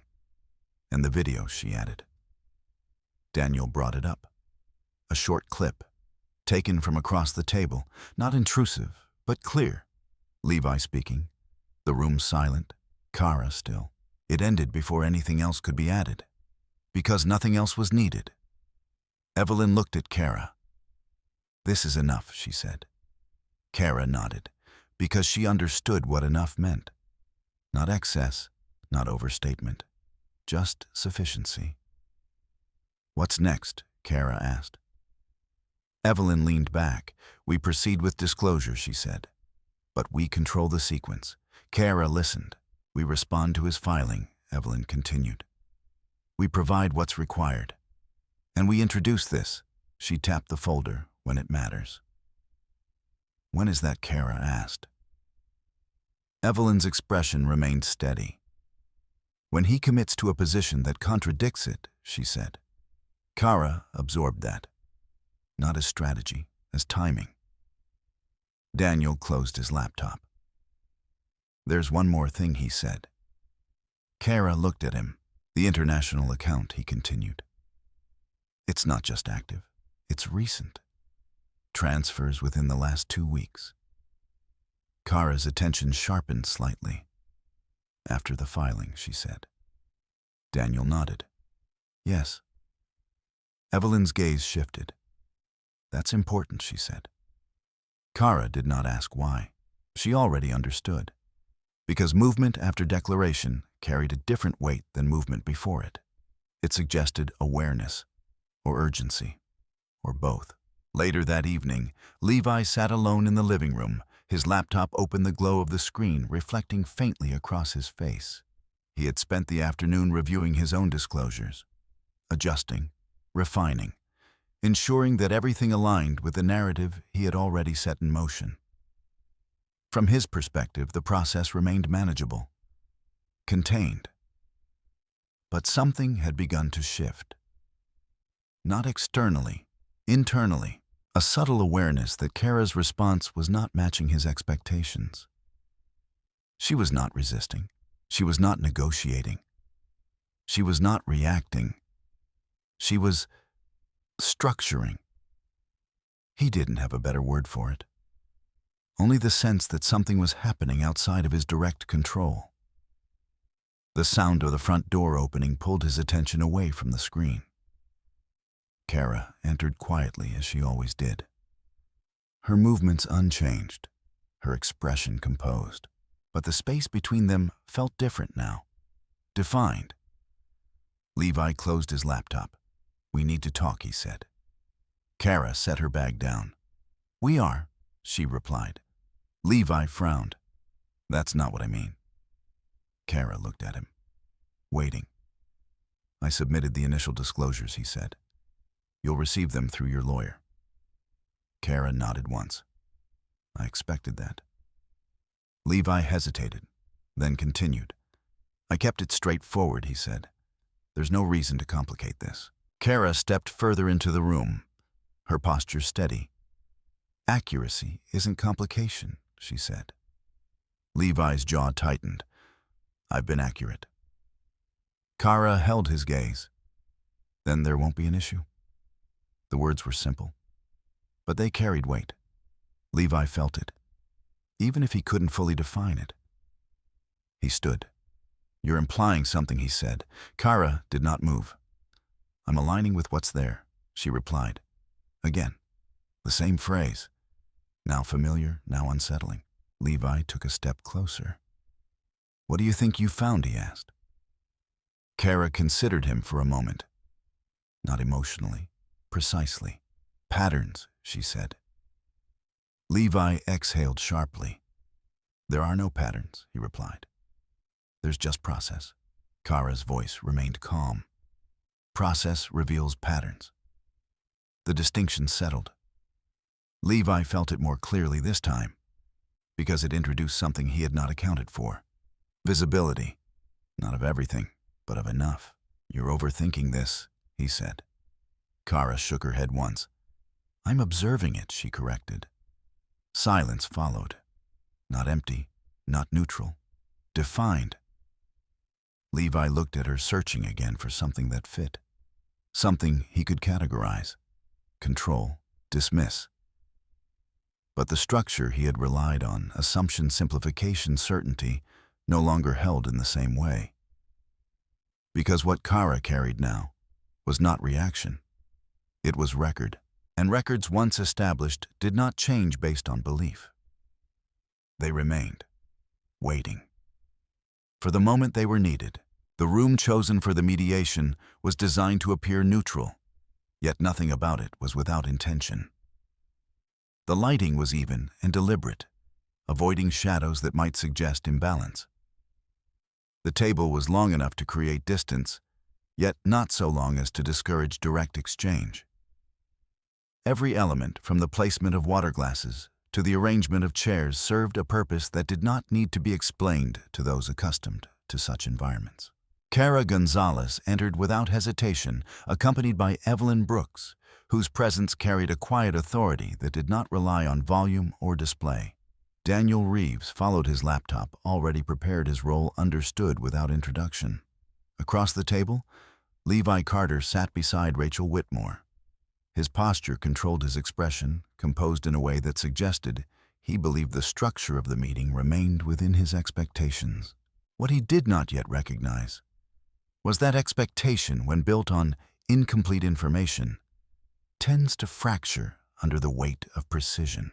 The mediator, an older man named Thomas Grayson, began the session with measured formality, outlining the purpose of the meeting in language that emphasized resolution without conflict, clarity, without confrontation.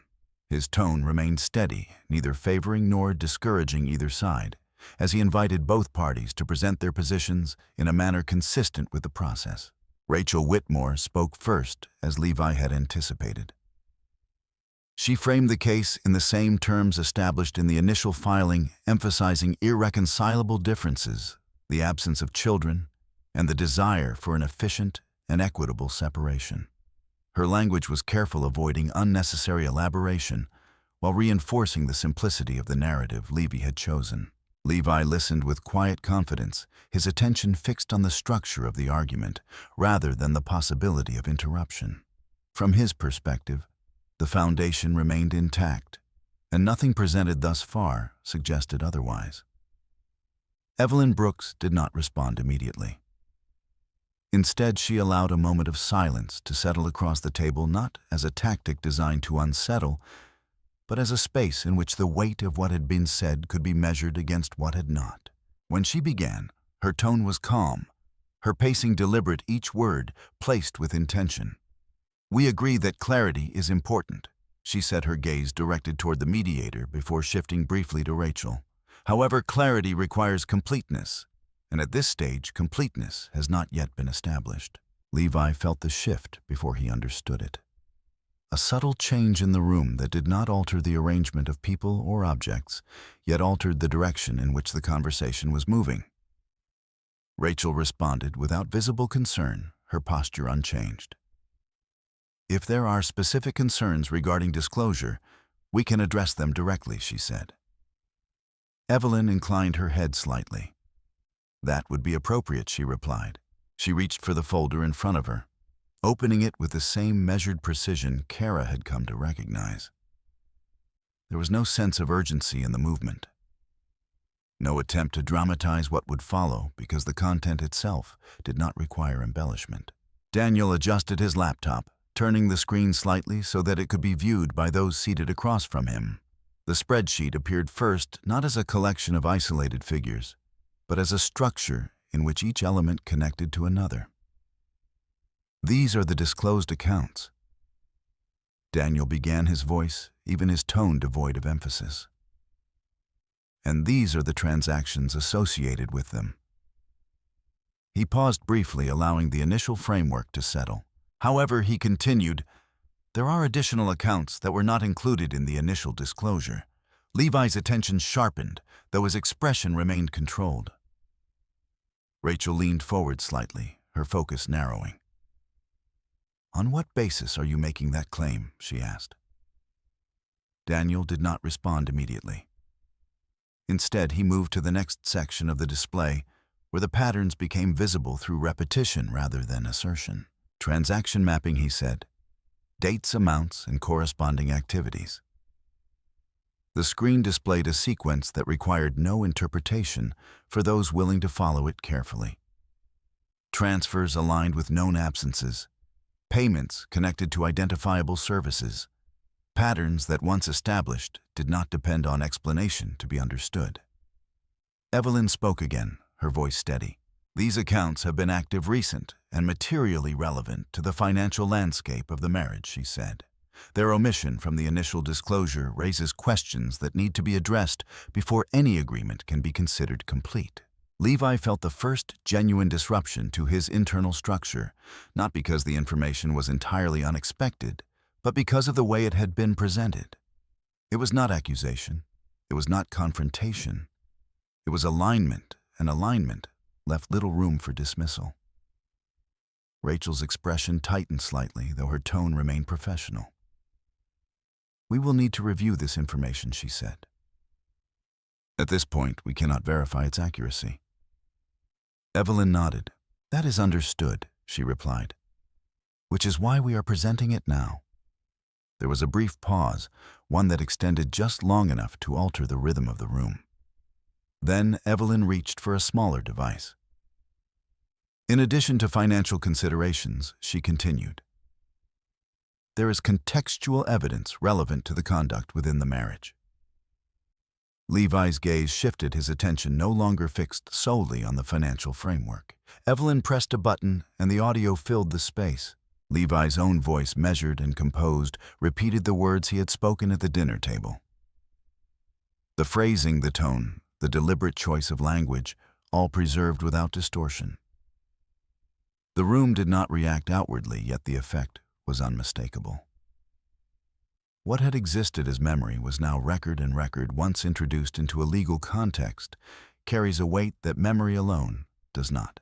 The audio ended, and Evelyn allowed the silence that followed to remain unbroken for a moment longer than necessary, not to emphasize the content, but to allow its presence to settle into the structure of the discussion.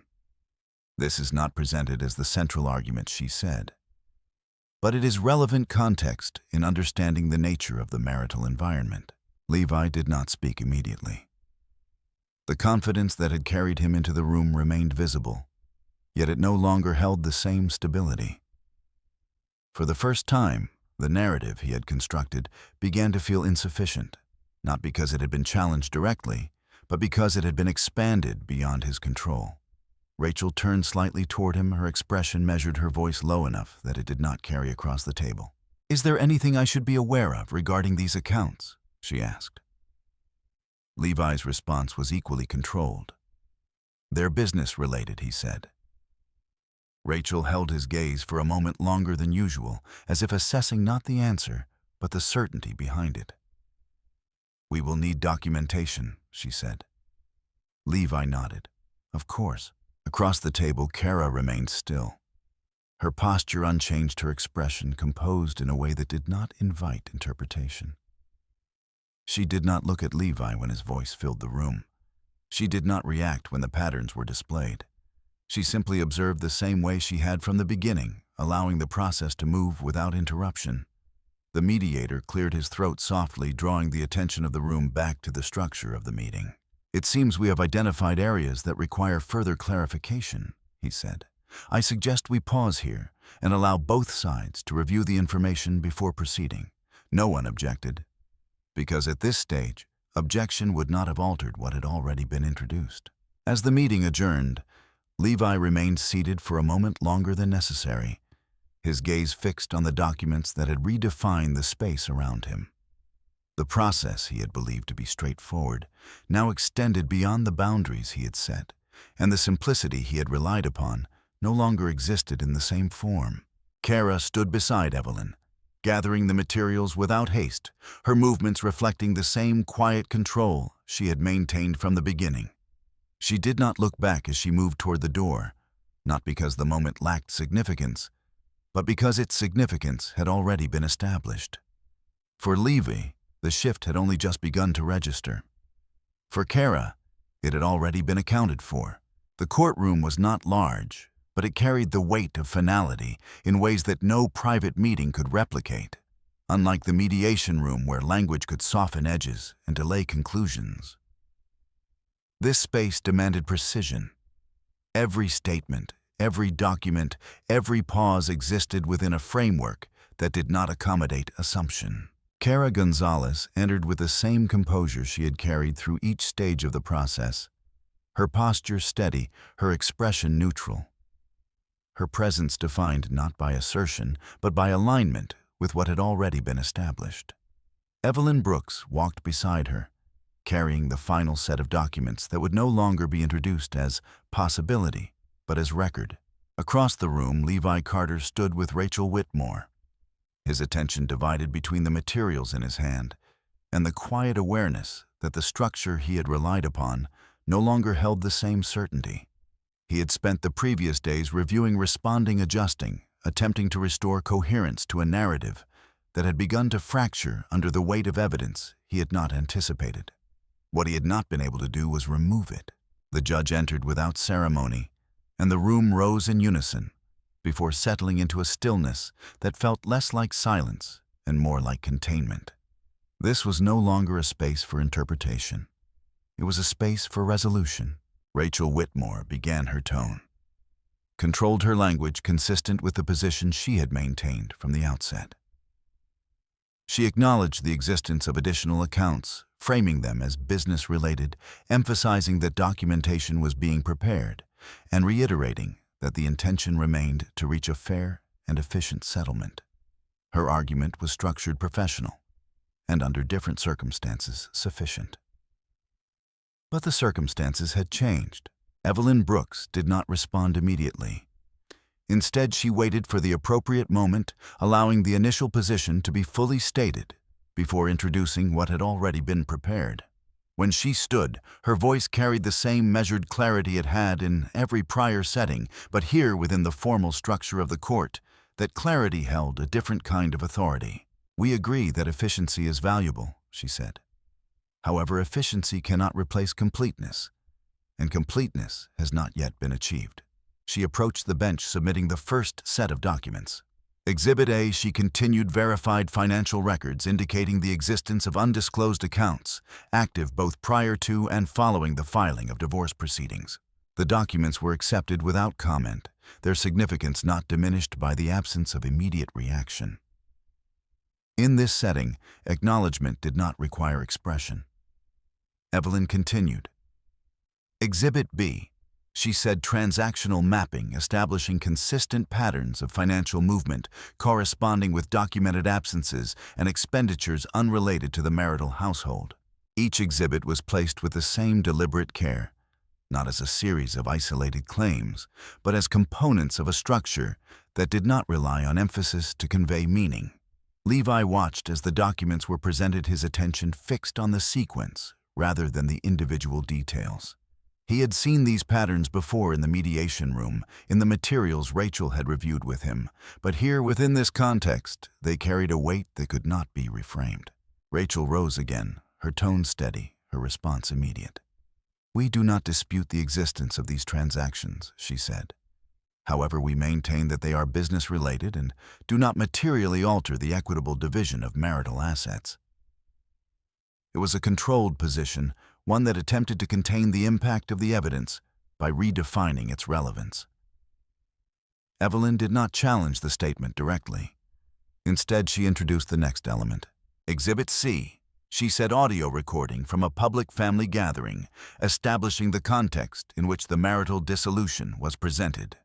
The recording was played briefly, just enough to confirm its content, just enough to place Levi's own words into the formal structure of the case.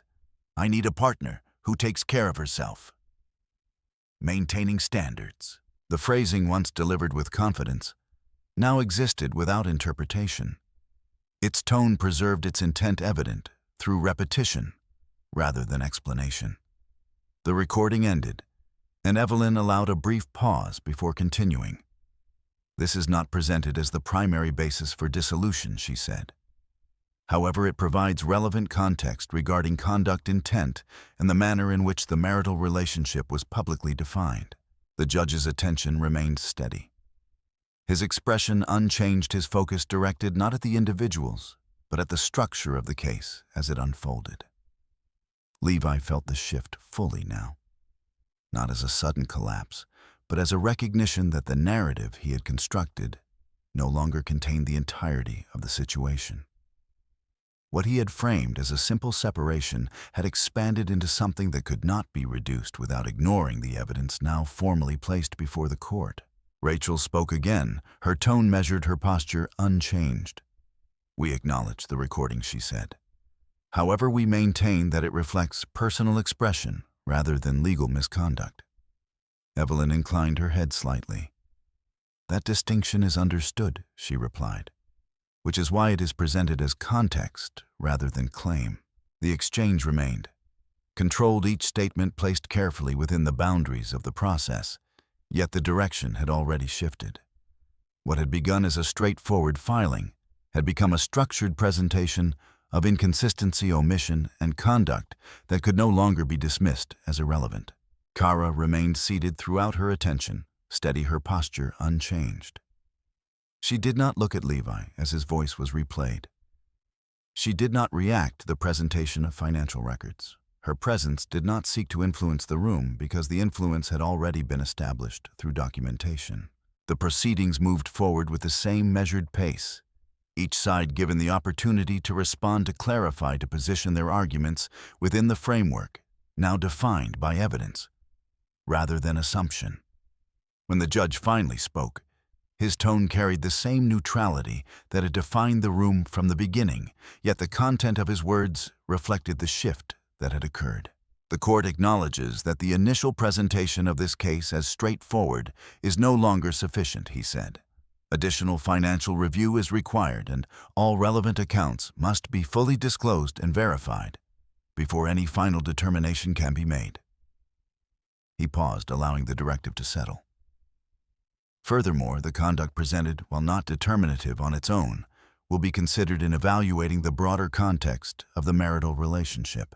The statement did not favor one side overtly. It did not assign judgment beyond what the process required. But it established something that could not be reversed. The case was no longer simple. Levi felt the weight of that realization settle in a way that no prior moment had fully delivered. The process he had intended to control had extended beyond his reach, not through confrontation, but through the steady introduction of elements he had not accounted for. Across the room, Kara stood as the session concluded, gathering her documents with the same quiet precision she had maintained from the beginning.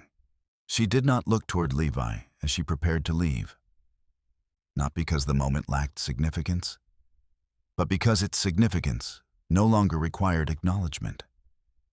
For Levi, the shift had become unavoidable. For Kara, it had already been incorporated into the structure she had been following all along. The ruling did not arrive with spectacle. There was no moment in which the room collectively understood that something irreversible had taken place. Instead, it unfolded through the measured delivery of conclusions that had already been shaped by everything that came before. The judge's words did not introduce new truths. They confirmed the ones that had been placed piece by piece into the structure of the case.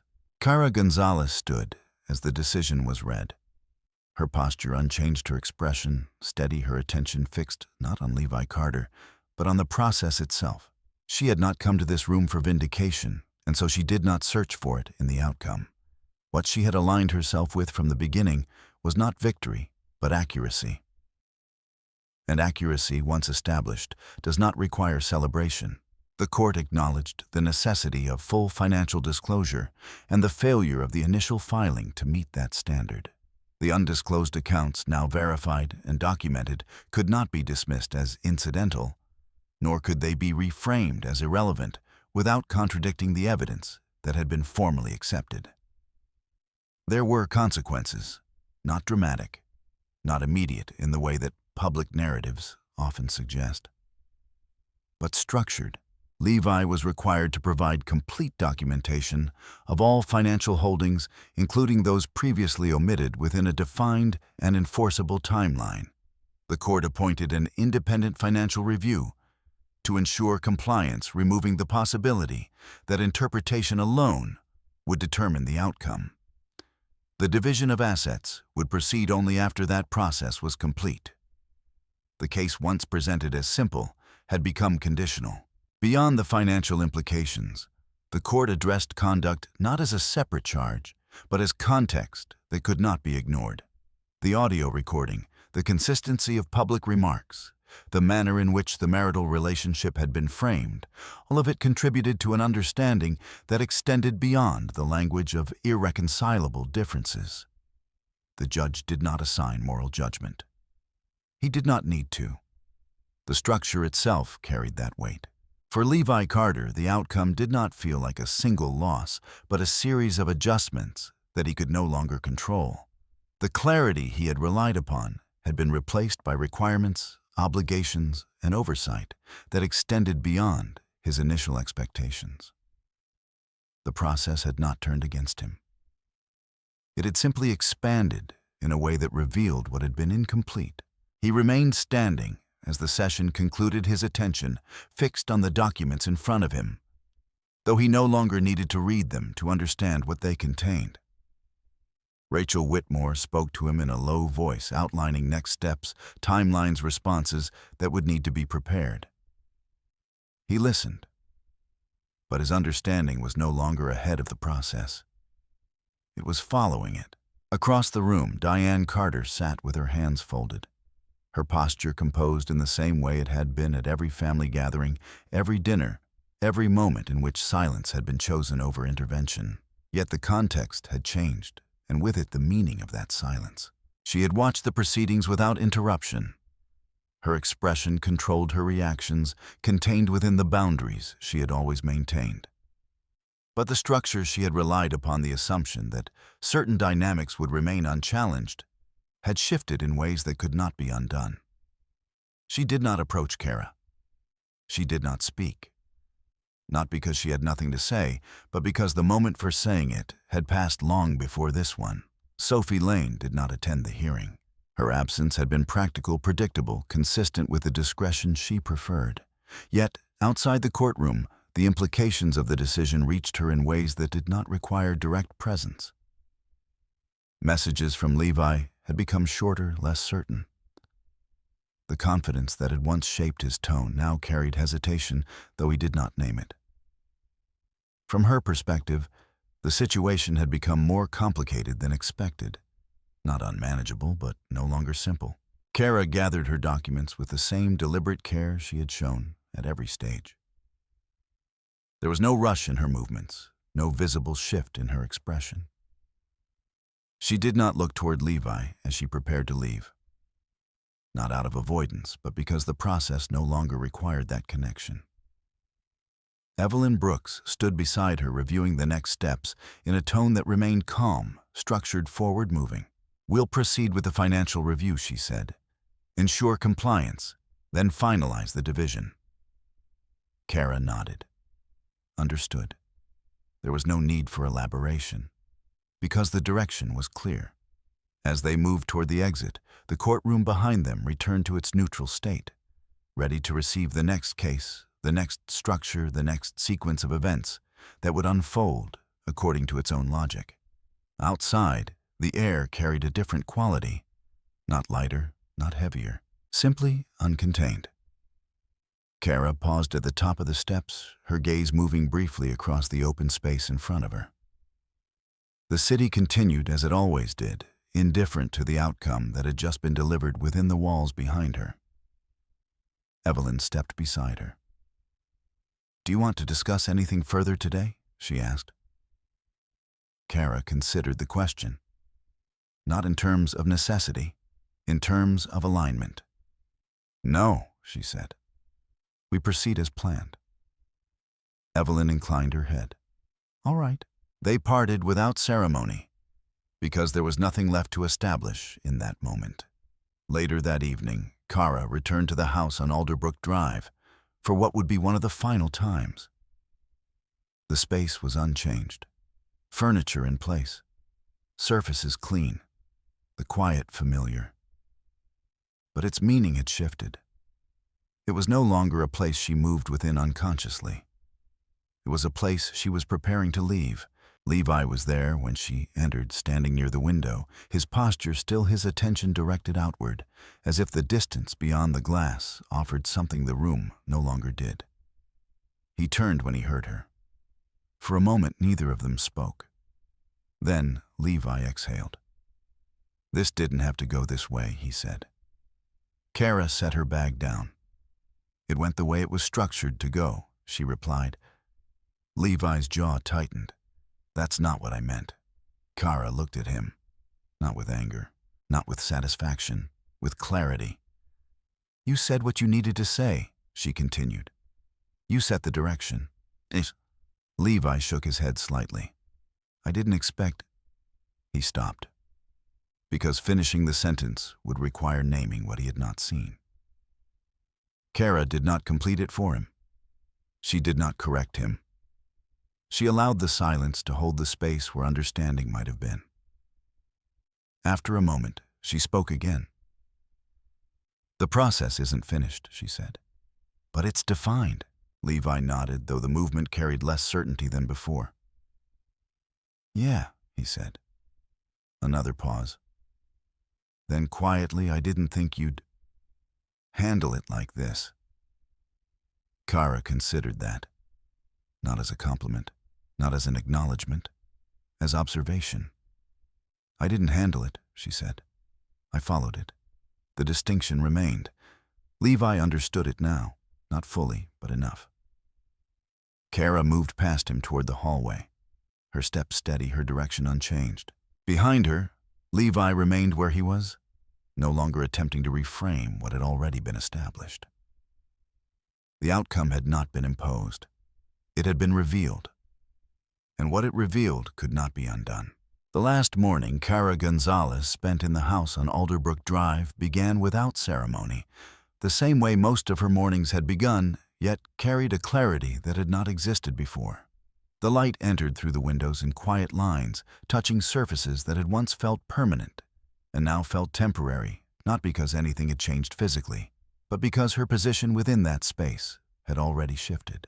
She moved through the rooms with deliberate calm, not lingering, not rushing, allowing each step to align with the understanding that departure, when it is chosen with clarity, does not require hesitation.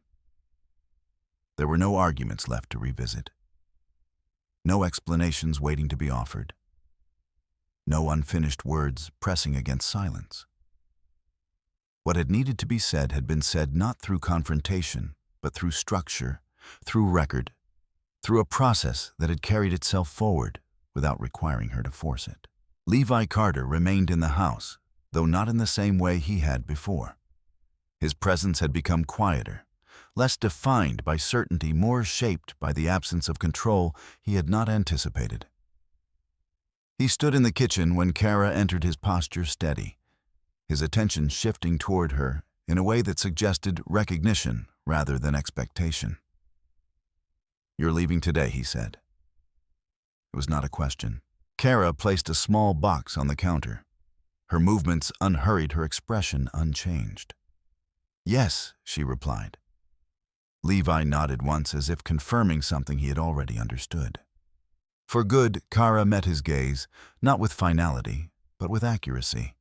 "For this place," she said. The distinction remained consistent. Levi exhaled slowly, his attention moving briefly to the objects around them, the arrangement of a life that had once seemed stable, now reduced to elements that no longer held the same meaning. "I've been thinking," he said, his voice lower than before, less certain, though he did not name the reason for that shift, "about how this happened." Kara did not respond immediately, because the question, though unspoken, was not one that required her answer. Levi continued. "I didn't think it would turn into all of this," he said. Kara listened, her posture steady, her attention present, but not engaged in a way that invited correction. "It didn't turn," she said after a moment. "It followed." Levi's expression shifted slightly, the same way it had each time she drew the distinction between perception and structure. "I guess I didn't see it," he said. Kara inclined her head once. "That doesn't change it." There was no accusation in her tone, no attempt to assign blame beyond what had already been established through action. The clarity of her words did not seek to wound. It simply refused to soften what had already been defined. Levi looked at her for a moment longer, as if searching for something that might have existed before the process began, something that might have altered the outcome if it had been recognized earlier. "You could have said something," he said. Kara considered that not as a challenge, but as a statement that revealed more about his understanding than about her silence. "I did," she replied. Levi frowned slightly. When Kara held his gaze, "When you spoke." The meaning settled slowly, not as an immediate realization, but as something that required alignment with memory, with tone, with the absence of interruption that had once been interpreted as acceptance. Levi exhaled again, his shoulders lowering slightly, the structure he had relied upon no longer present to hold his position in the same way. "I thought," he began, then stopped. because what he had thought no longer held. Kara did not complete the sentence for him. She turned slightly, her attention moving toward the hallway where the last of her belongings had already been packed, each item chosen with the same precision she had applied to every other part of the process.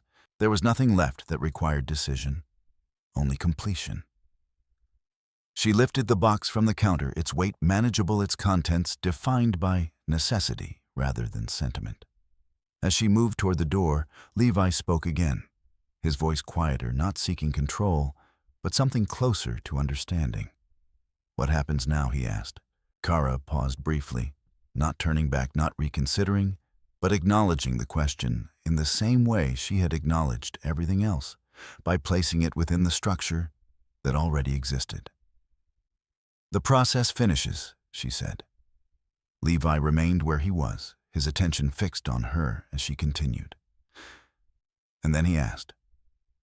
Kara opened the door, the light outside extending into the space behind her.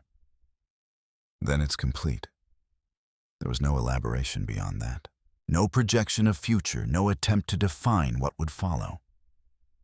Because what came next did not need to be framed within the context of what had ended. Kara stepped outside the air, carrying a clarity that matched the one she had established within herself. The car was already waiting, arranged the night before the final detail in a sequence that had not required urgency to be effective. She placed the box in the back seat, closed the door, and stood for a moment beside the car, her gaze moving briefly across the front of the house. Not in reflection, in acknowledgement. This place had held a version of her life that no longer existed, not because it had been taken, but because it had been defined, examined, and ultimately released. She entered the car and started the engine. The movement smooth, uninterrupted. As she drove away, the house remained behind her, unchanged in structure, unchanged in appearance, yet no longer connected to the path she was following. Across the city, in an office that carried the same quiet permanence as the one where she had first learned the truth about her father, Kara Gonzales would continue the work that had already begun.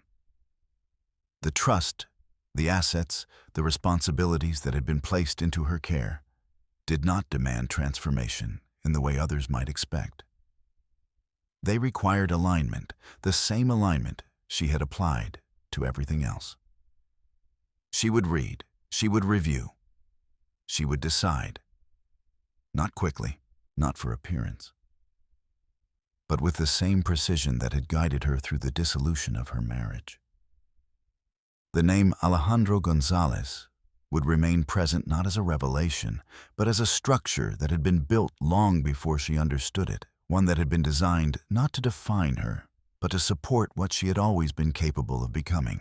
And Levi Carter, standing in the quiet of a house that no longer held the same certainty, would continue his own process, one shaped not by what he had lost, but by what had been revealed through his own actions. There was no reversal. No moment in which the past could be restructured into something different. Only continuation. Kara did not look back, because nothing behind her required it. What remained was not victory, not resolution in the way it is often described, but something quieter, more exact. A life that moved forward without needing to prove anything to what had already been left behind. The story does not end with a raised voice or a final argument, because the most important shifts rarely arrive that way. They arrive through recognition, through the slow understanding that what we choose to ignore does not disappear. And what we choose to define eventually defines us in return. Kara Gonzales did not win by speaking louder, by responding faster, or by forcing the world to see her differently. She allowed the truth to take its place piece by piece until it no longer required defense. She did not change to meet expectation, nor did she reshape herself to regain approval that had already been withdrawn. Instead, she remained aligned with what was real, even when that reality was inconvenient, even when it required patience rather than reaction. And in doing so, she did something far more difficult than proving someone wrong. She allowed them to reveal themselves. Levi Carter did not lose everything in a single moment. He lost it gradually in the same way he had built his assumptions, through patterns he chose not to question, through words he believed would carry no consequence, through decisions that felt justified until they were placed within a structure that did not bend around them. What remains after a story like this is not the satisfaction of reversal, but the clarity of understanding. That dignity does not require defense when it is grounded in truth.